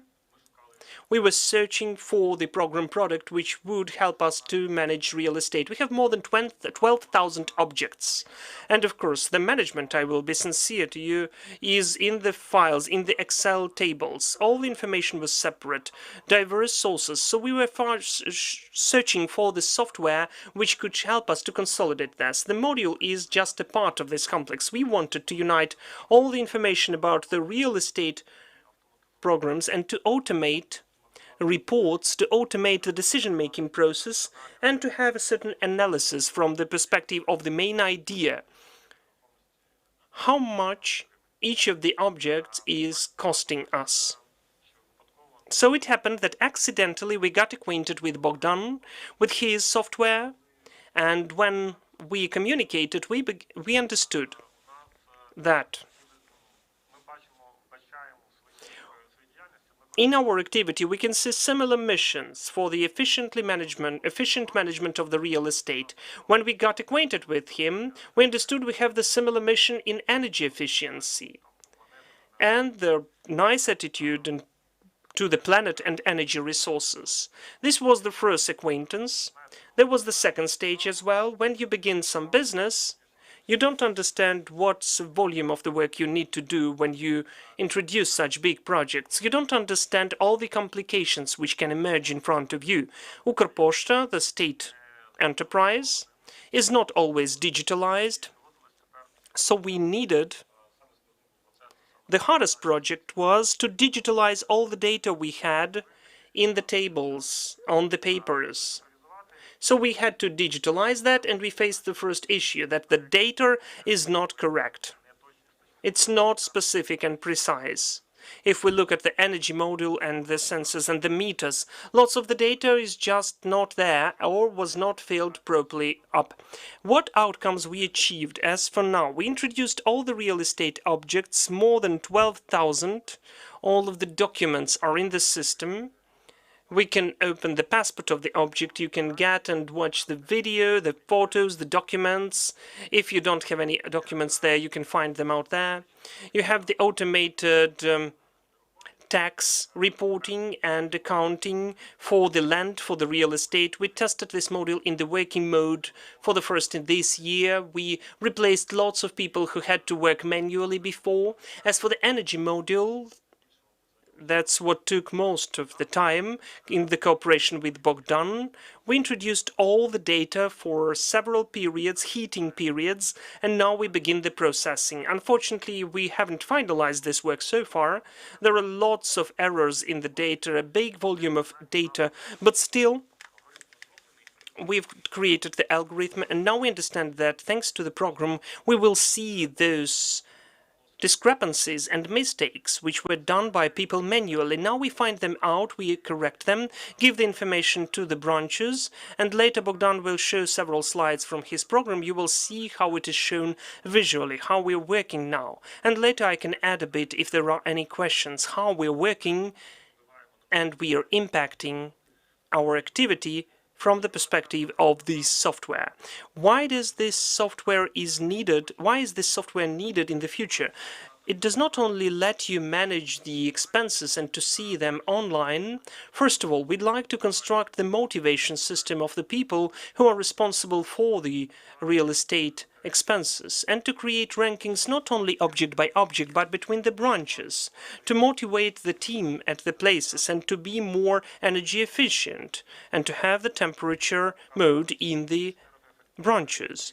It shows us the most energy efficient enterprises and objects, which unfortunately can sometimes be under-winterized and unheated, so we try to find them out as soon as possible, and we'll try to either move from those objects or invest into their re-equipment. But as for the energy efficiency per square meter, we can see precisely the objects where we need to invest into the infrastructure, where we have the highest consumption per square meter, which are not energy efficiency, and we need to fight with that. Bogdan can add. Bogdan, please. If I may, a short congratulation words about the beginning of the new wave, the start. I'm thinking about that for the whole day today. I remember how it was in our case. Not everything was smooth after that. Igor knows they helped us to shape this product. It was changing constantly. For many times it was rewritten, recoded when we were just totally seeing where the problems are. We tried to solve the problems, and as for now we achieved certain results. We are working with Ukrainian Post Office, Ukrposhta. We also express our gratitude that they are helping us and helping some other companies as well who are using our product, because they were the initiators of this module, they were the founders, and they help us to improve it. By the way, I wanted to thank for giving us the chance to develop. Dear Greencubator, without you, we wouldn't make it. You helped us in the beginning, and now we can easily go through the lockdown. We are developing, We've got new customers coming to us. As for the accomplished work of Ukrainian Post Office, could you please show the slides which we are having now? Igor told that we are taking the indicators that we introduced the passportization. Would you please show the indicators of the meters? They are there as for the board, as for the objects, and well, this is not the full slide so far. Could you change the scale for us to see the full picture? So while we're adjusting the slides, I need to say that Bogdan is saying that we gave the chance to them, but in our case, it was just a bumpy road. We had to push a bit, to kick a bit, and to work more on the project. But finally, in the end of the day, we know what we are fighting for and which results we'd like to achieve. Bogdan, is this the slide? Yes, this is the slide which shows, just a moment, here it is. Now we can see it live. So this slide shows us the consumption on the branches. When we can see the problematics, we found the first 5 regions, and to see the difference in the colors with all the rest. Who consumes more? So the red color is the problematic one. Yes, the problematic. The ones who are up there, they are much more problematic. When we are in the middle, we will see, when we are within it, we can see which objects out of this branch consume most of all. What are those indicators? Are they connected to the square meters or are they absolute? I do apologize. There are 2 scales. We asked for the software to have several rankings. As for the main 2 energy carriers, electrical energy, gas, you can see those are the periods, so we can filter, we can choose the energy carrier, and as for the absolute indicators, you can see the screenshot as for the absolute ones, and we have the weightful ones, the weighted ones. So the expenses per square meter. Let's show the next slide, please.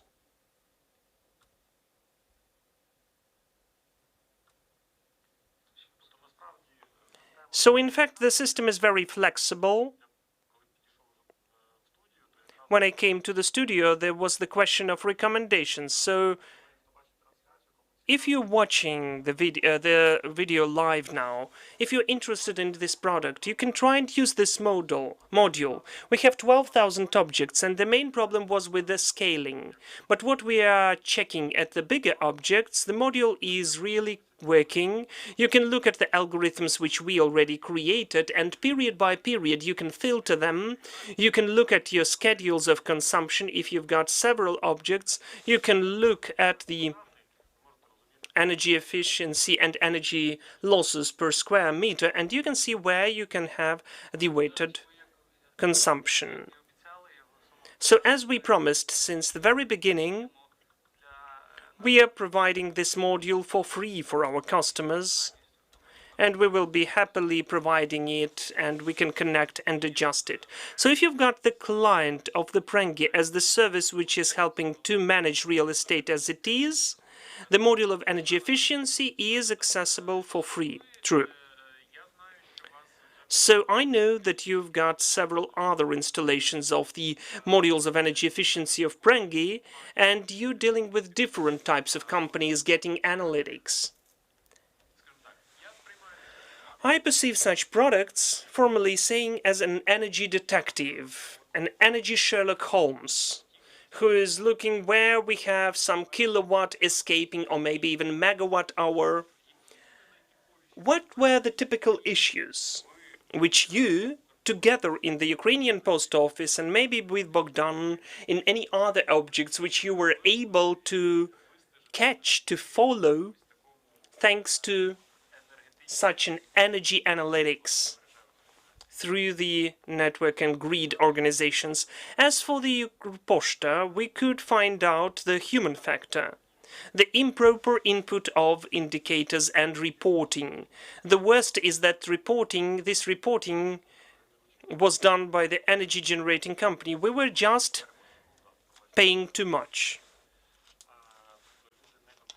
People did not control after they understood that the system can precisely find the extremes and miscorrespondence and shows it instantly. We pay attention to this branch.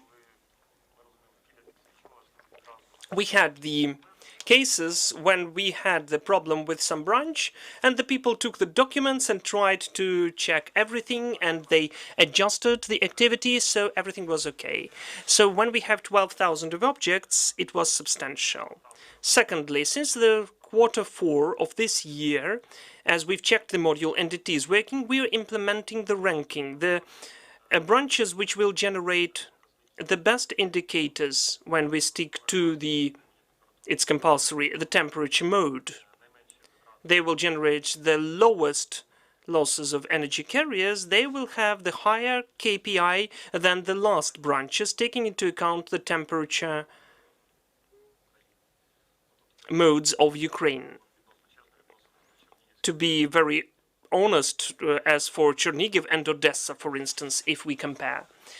Then the boards, the directors were amazed when they thought that some object is small, but if you compare it with the object in a different region, the energy consumption could be 50% more, higher.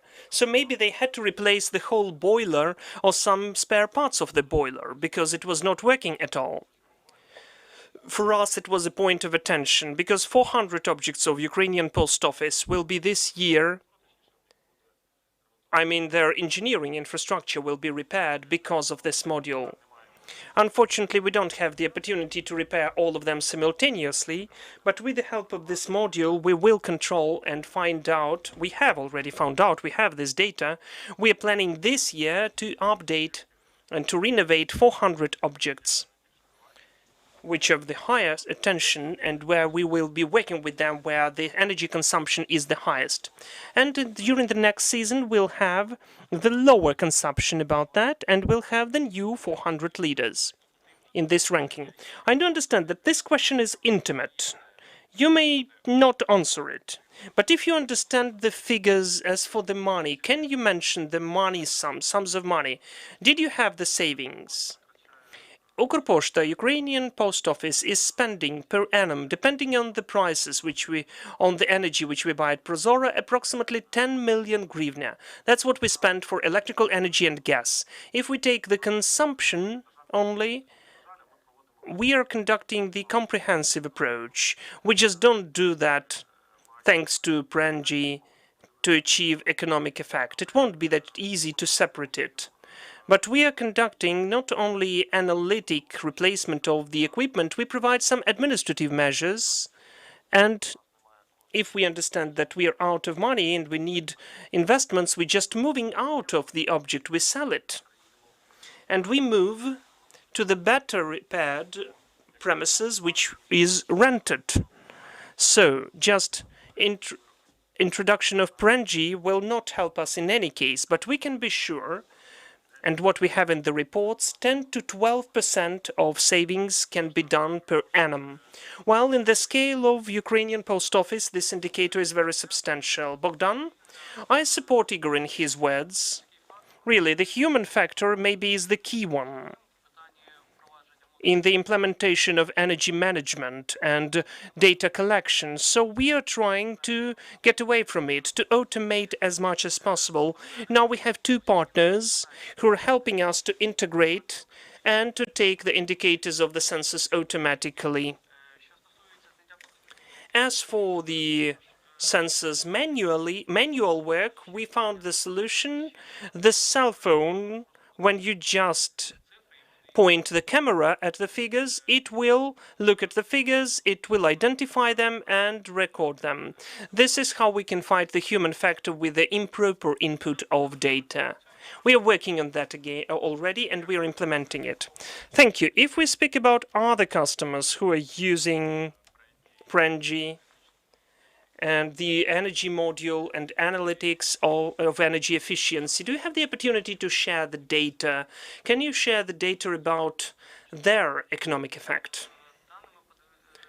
As for the data, unfortunately, I cannot share that.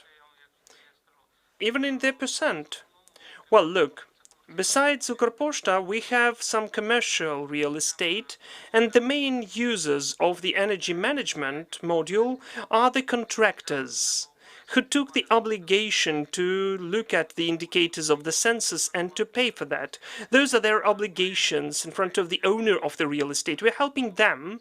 We automate those processes, and unfortunately this information, whether it's efficient enough for the owner of the real estate, I can't tell that. There were cases which were rather comic, when in 2 months the owner of the real estate said that he's not interested in that at all, and in 2 months,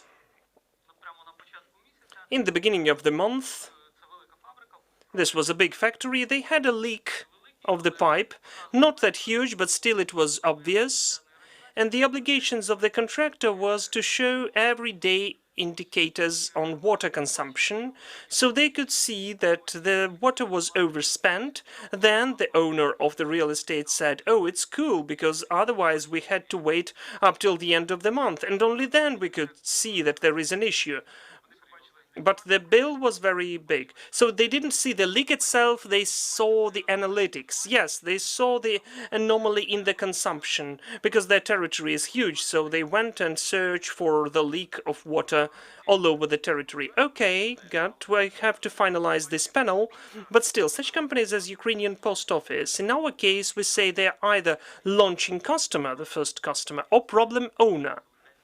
So such huge companies are the ideal environment to test some innovations, to launch certain innovations, because when you do it properly, you have the proper scaling. Igor, Bogdan, what are your recommendations focusing upon the new phase of innovation vouchers with the proposals of the new products and services? Well, as for my wish, believe in 2 accidental acquaintances. They can grow into friendship. And secondly, I would recommend to perceive these vouchers, this opportunity to get this funding, as a step towards success. In my opinion, we wouldn't be able to implement what we have now. Thank you, Igor. I can only agree with the words, you should believe in accidental acquaintances. Lots of my friendships were happening thanks to that. Bogdan, I would like to wish more faith into yourselves, in your product, what you're doing. I know what euphoria you feel in the beginning, what you're getting to do, but when you can see the first problem, you can just totally disappoint. But you shouldn't put up with that. And of course, everything will be working. Thank you, gentlemen. Thank you that you are working with this, and I do hope that we can offer you to provide new opportunities, new climate innovations, and new solutions for the development of your business and to increase its climate energy efficiency. Thank you that you were able to join us today and to tell us your story of success with the support of the Climate Innovation Vouchers, and let the future of your businesses be green. Thank you.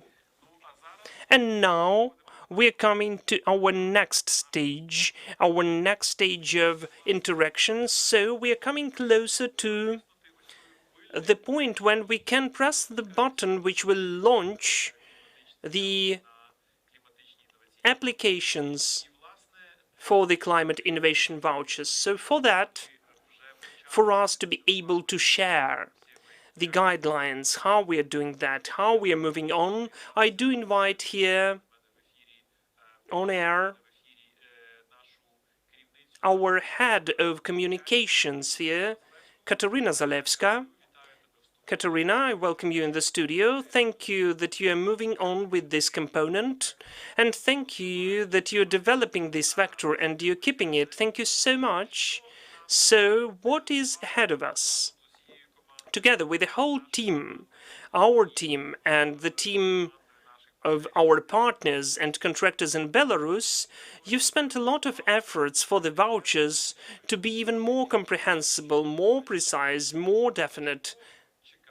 So what can we wait for? What we should read, where we should rush for to become new climate champions? The floor is yours. Thank you, Roman, for the introduction. I've got a debut with Greencubator today, so I'm a bit excited, but still the previous speakers told lots of what I had to tell about, so they simplified my task. So my task now is to conclude, to sum up what you heard here, to explain it in details. Out of the previous speeches, you understood who can become the participant of the climate vouchers and which services they could be used for, I mean the grants. So let us sum it up for it to be clear, but if still something's still not clear, you can get to our resources, read it, or call us, come to our office. I will tell about that a bit. So in fact, for my speech to be more interesting and not that monotonous, I would like to begin with the presentation of our website. We've got the new website of vouchers. For those who took part in the grant competition of vouchers or knows about it, the address is still the same, climate.biz, but we have a serious changes of design. We are growing together with the vouchers, we are expanding, and we hope that with this website will be as well, beautiful as well, and even more convenient as the previous one. So I'll show you a short excursion all over the site and will tell you about the mechanics of the Climate Innovation Vouchers. Today, as it was mentioned by Ramon, in 5 or 10 minutes we are officially beginning with this application call, and the companies who would like to take part in the process, they will have 30 days to apply to submit with the application. On the 30th of May we'll close the first wave. Since this year, the vouchers are expanding for Belarus as well, so the entrepreneurs who are dealing with climate innovations in the Republic of Belarus can also apply for vouchers. And the neighboring country, the applications begin in 13 days, on the 6th of May. So if you're watching us from Belarus, please note it down in the calendar and do not forget about it.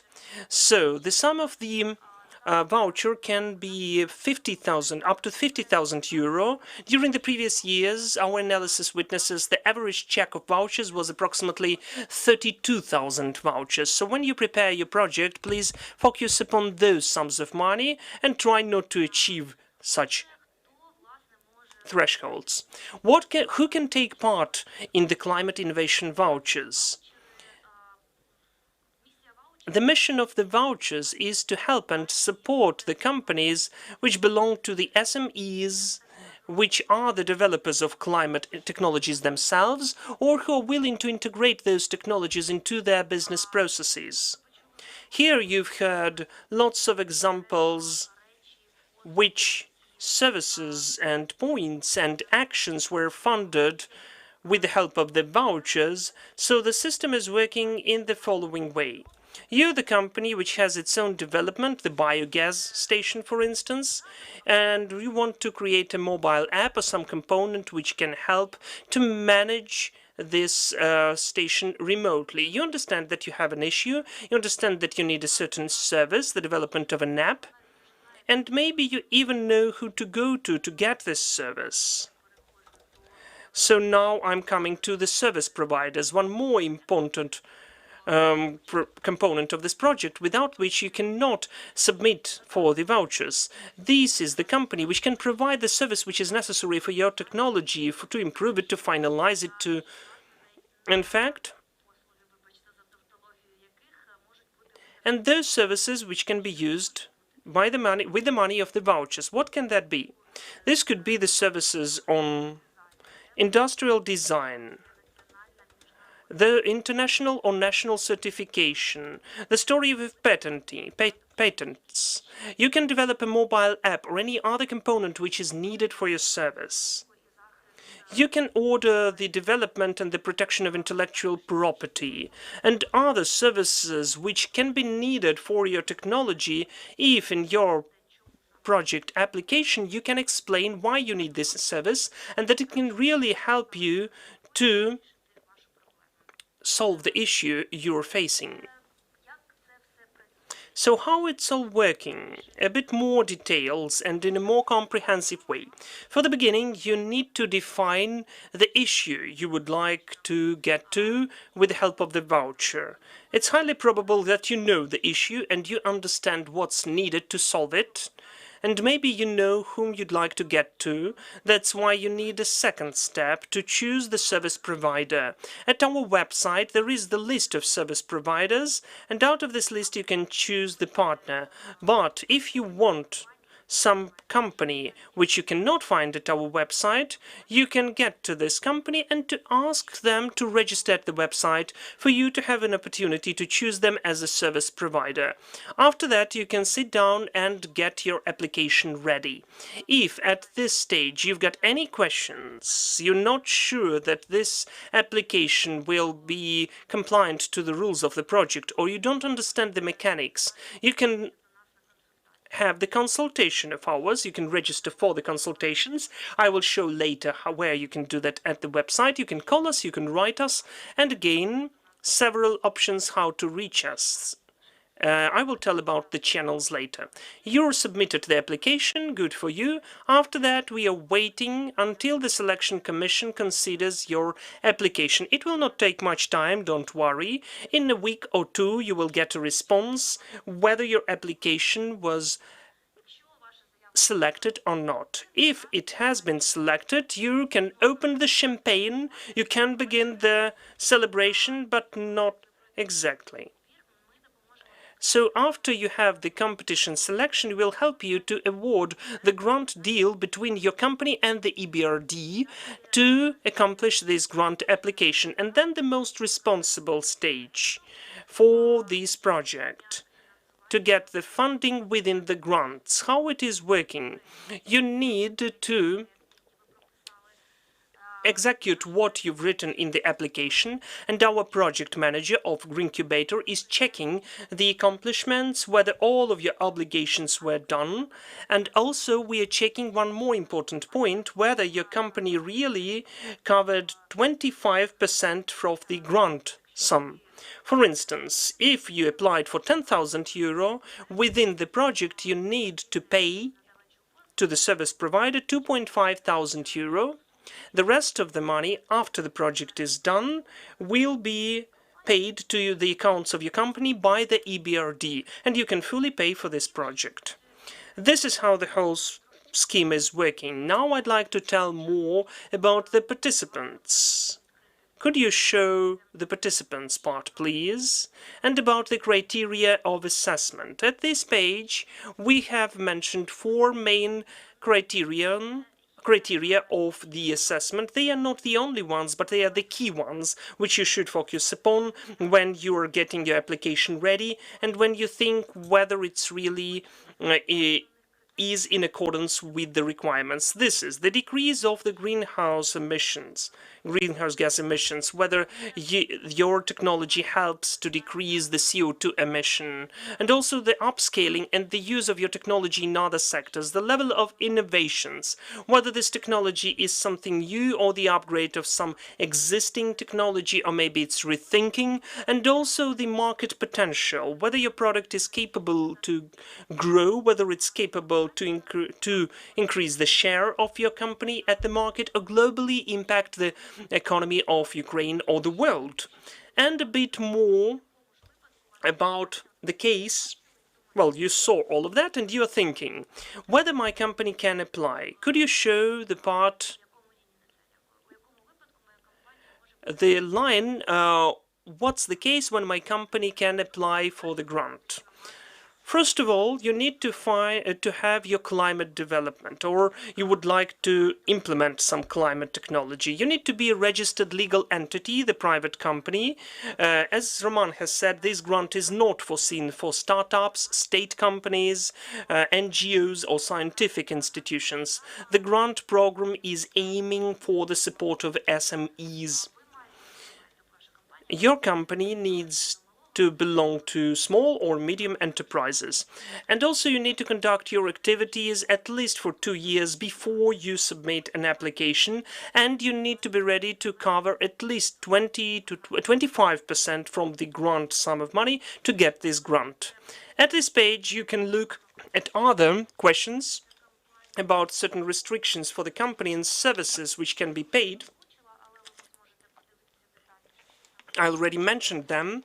Here you can look at the details, you can look at the selection of the applications. And now, in fact, let's come to the application form. After you understood that everything is working, you've got the project, the idea, and you need to work, we're coming to the website and press the button Apply Now. Could you press the button Apply Now? Thank you.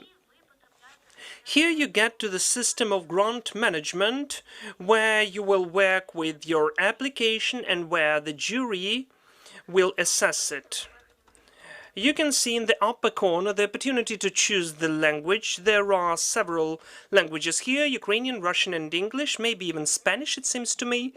So you can choose the language which is more convenient for you to fill in this form. Then, if you see what you apply for, you have two options. If you apply as a participant, would you please show those two options? Yes, here. If you are just a participant, you choose Climate Innovation Vouchers. If you apply like a service provider, you can choose the service providers. Thank you. You may register through your account, but if you don't have the Google account, you can fill in a short form. Do not forget to read the vouchers rights and the rights of accelerator app.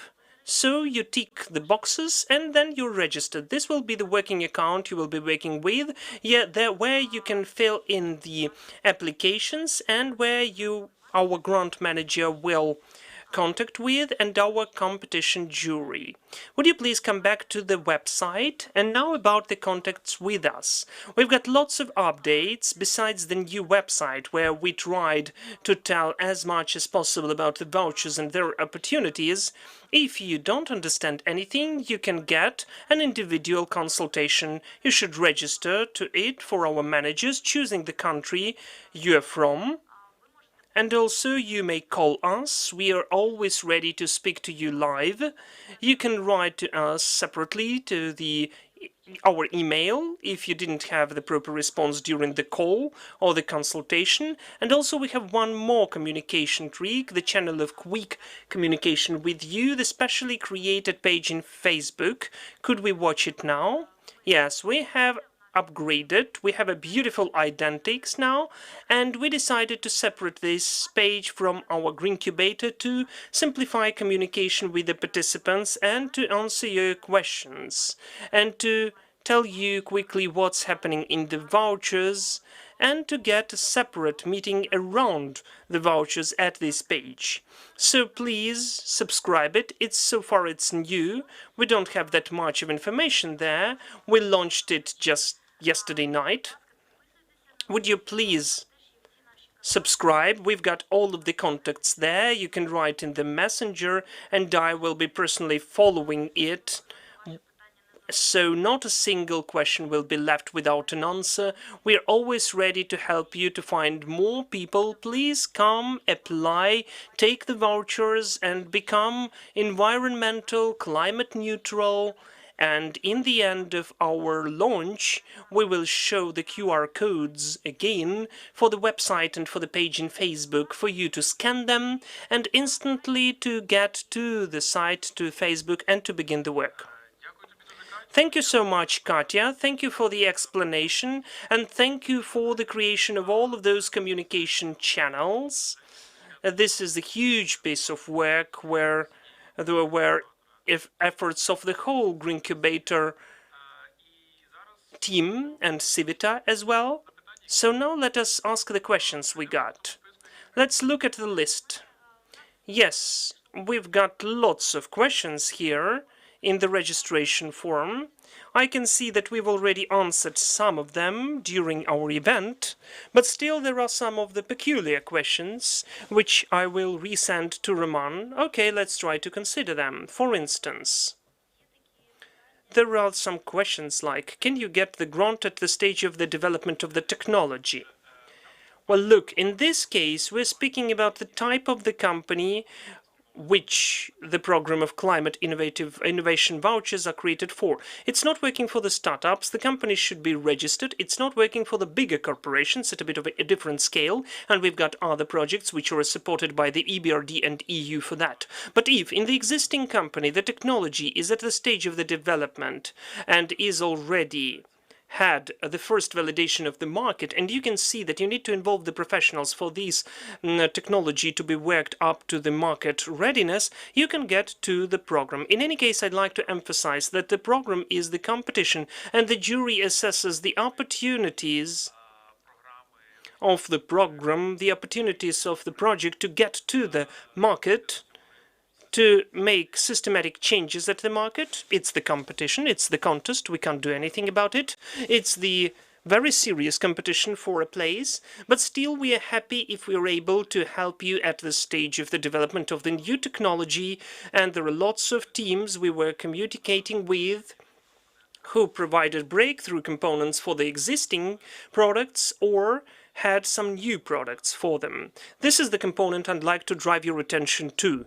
We have this requirement to have more than 2 years of the existence of the business, and that's what we are working at. And also there is the question how we can use the grant in the construction sphere.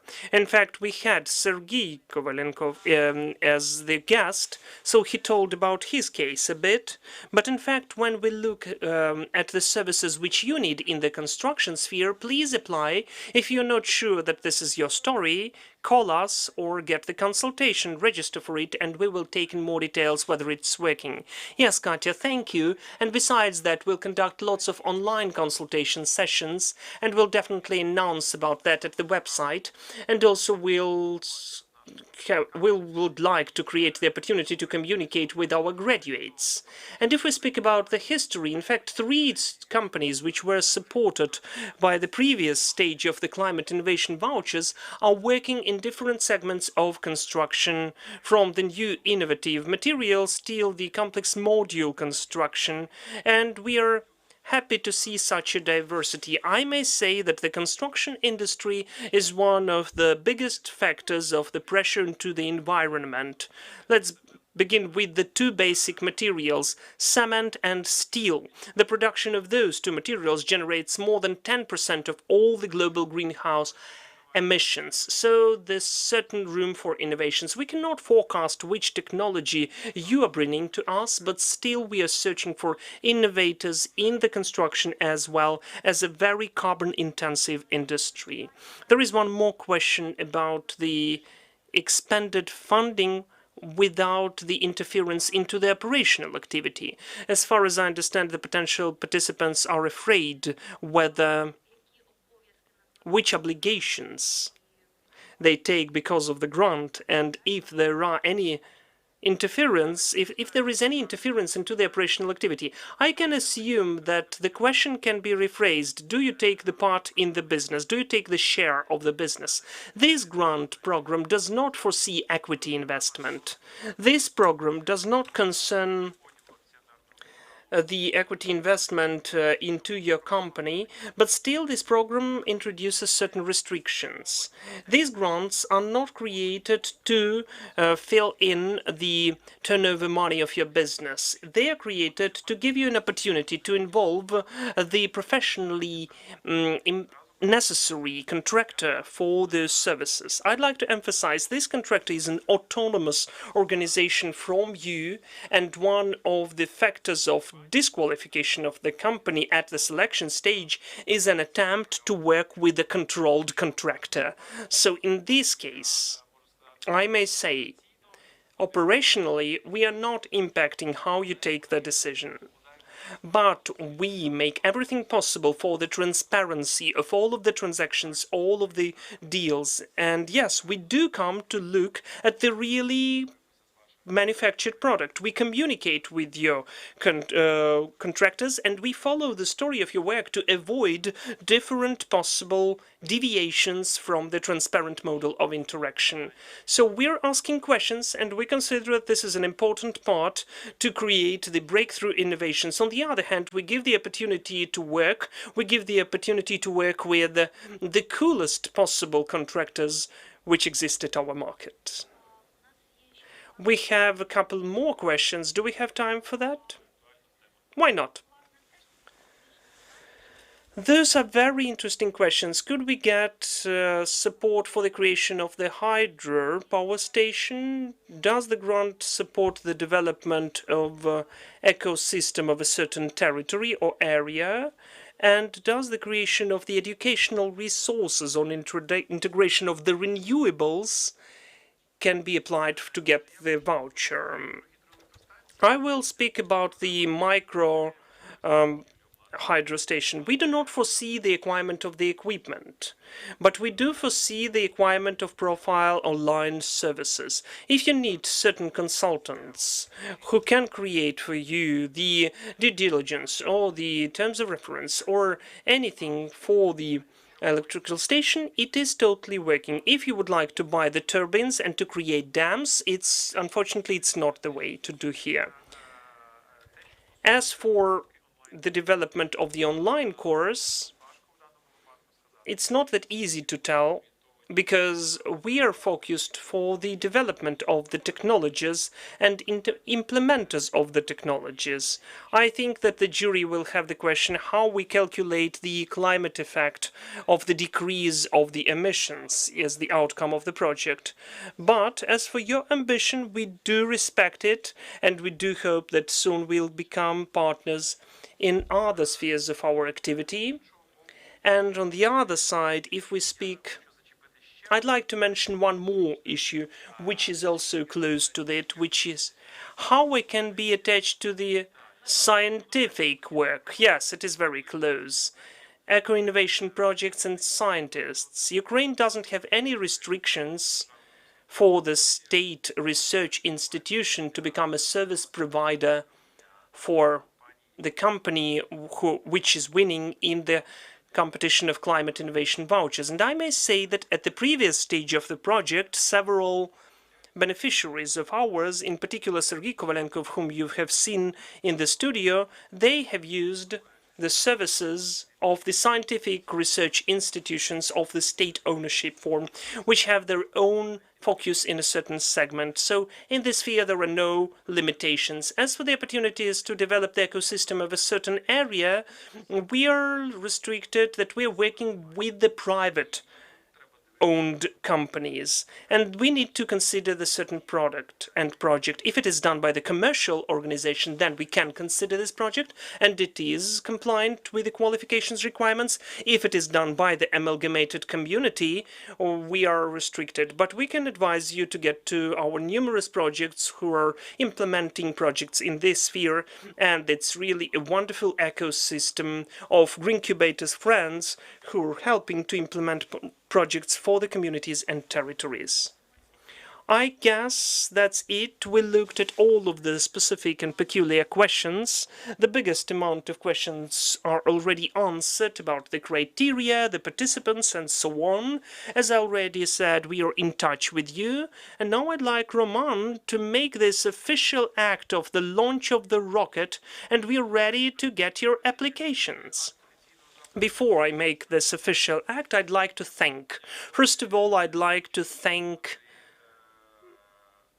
our partners from the European Bank for Reconstruction and Development and the European Union who make this project possible, and thanks to whom this project is working. I'd like to thank the teams. I'd like to thank the teams who are always moving on with this sphere, because this is a very huge and intense project of preparation, and I need to thank Nadia, Katerina, Anastasia, Svetlana, Andriy, Olena. This is the team which is working in our office.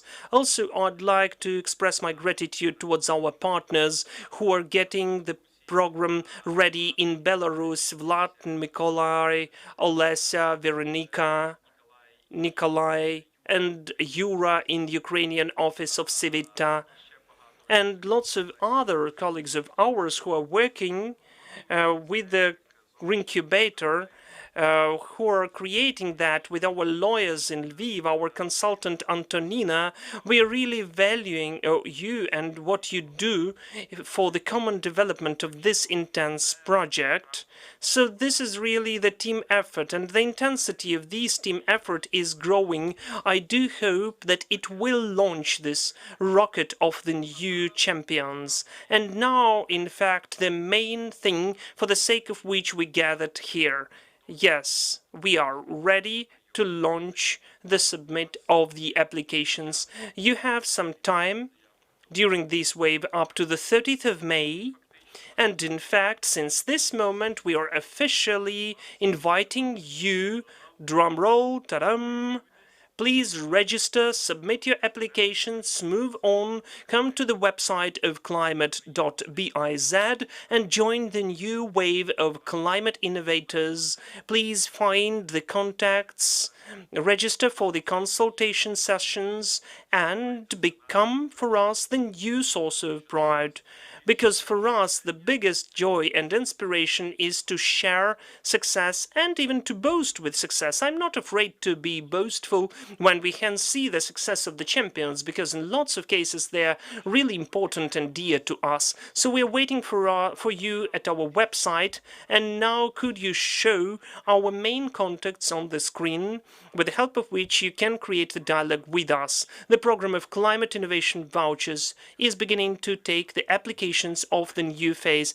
The site is climate.biz, and our new page at Facebook is waiting for your applications. Please submit. We are waiting for the meetings and your ideas of the new climate champions. This program is implemented in the cooperation of the European Bank for Reconstruction and Development, with the funding of the European Union, the consortium which includes Greencubator, the leader of the project, and our wonderful partners, the team of Civita. I do hope that this cooperation will soon show the new climate champions with the new projects which are achieving new scales. So, success to you.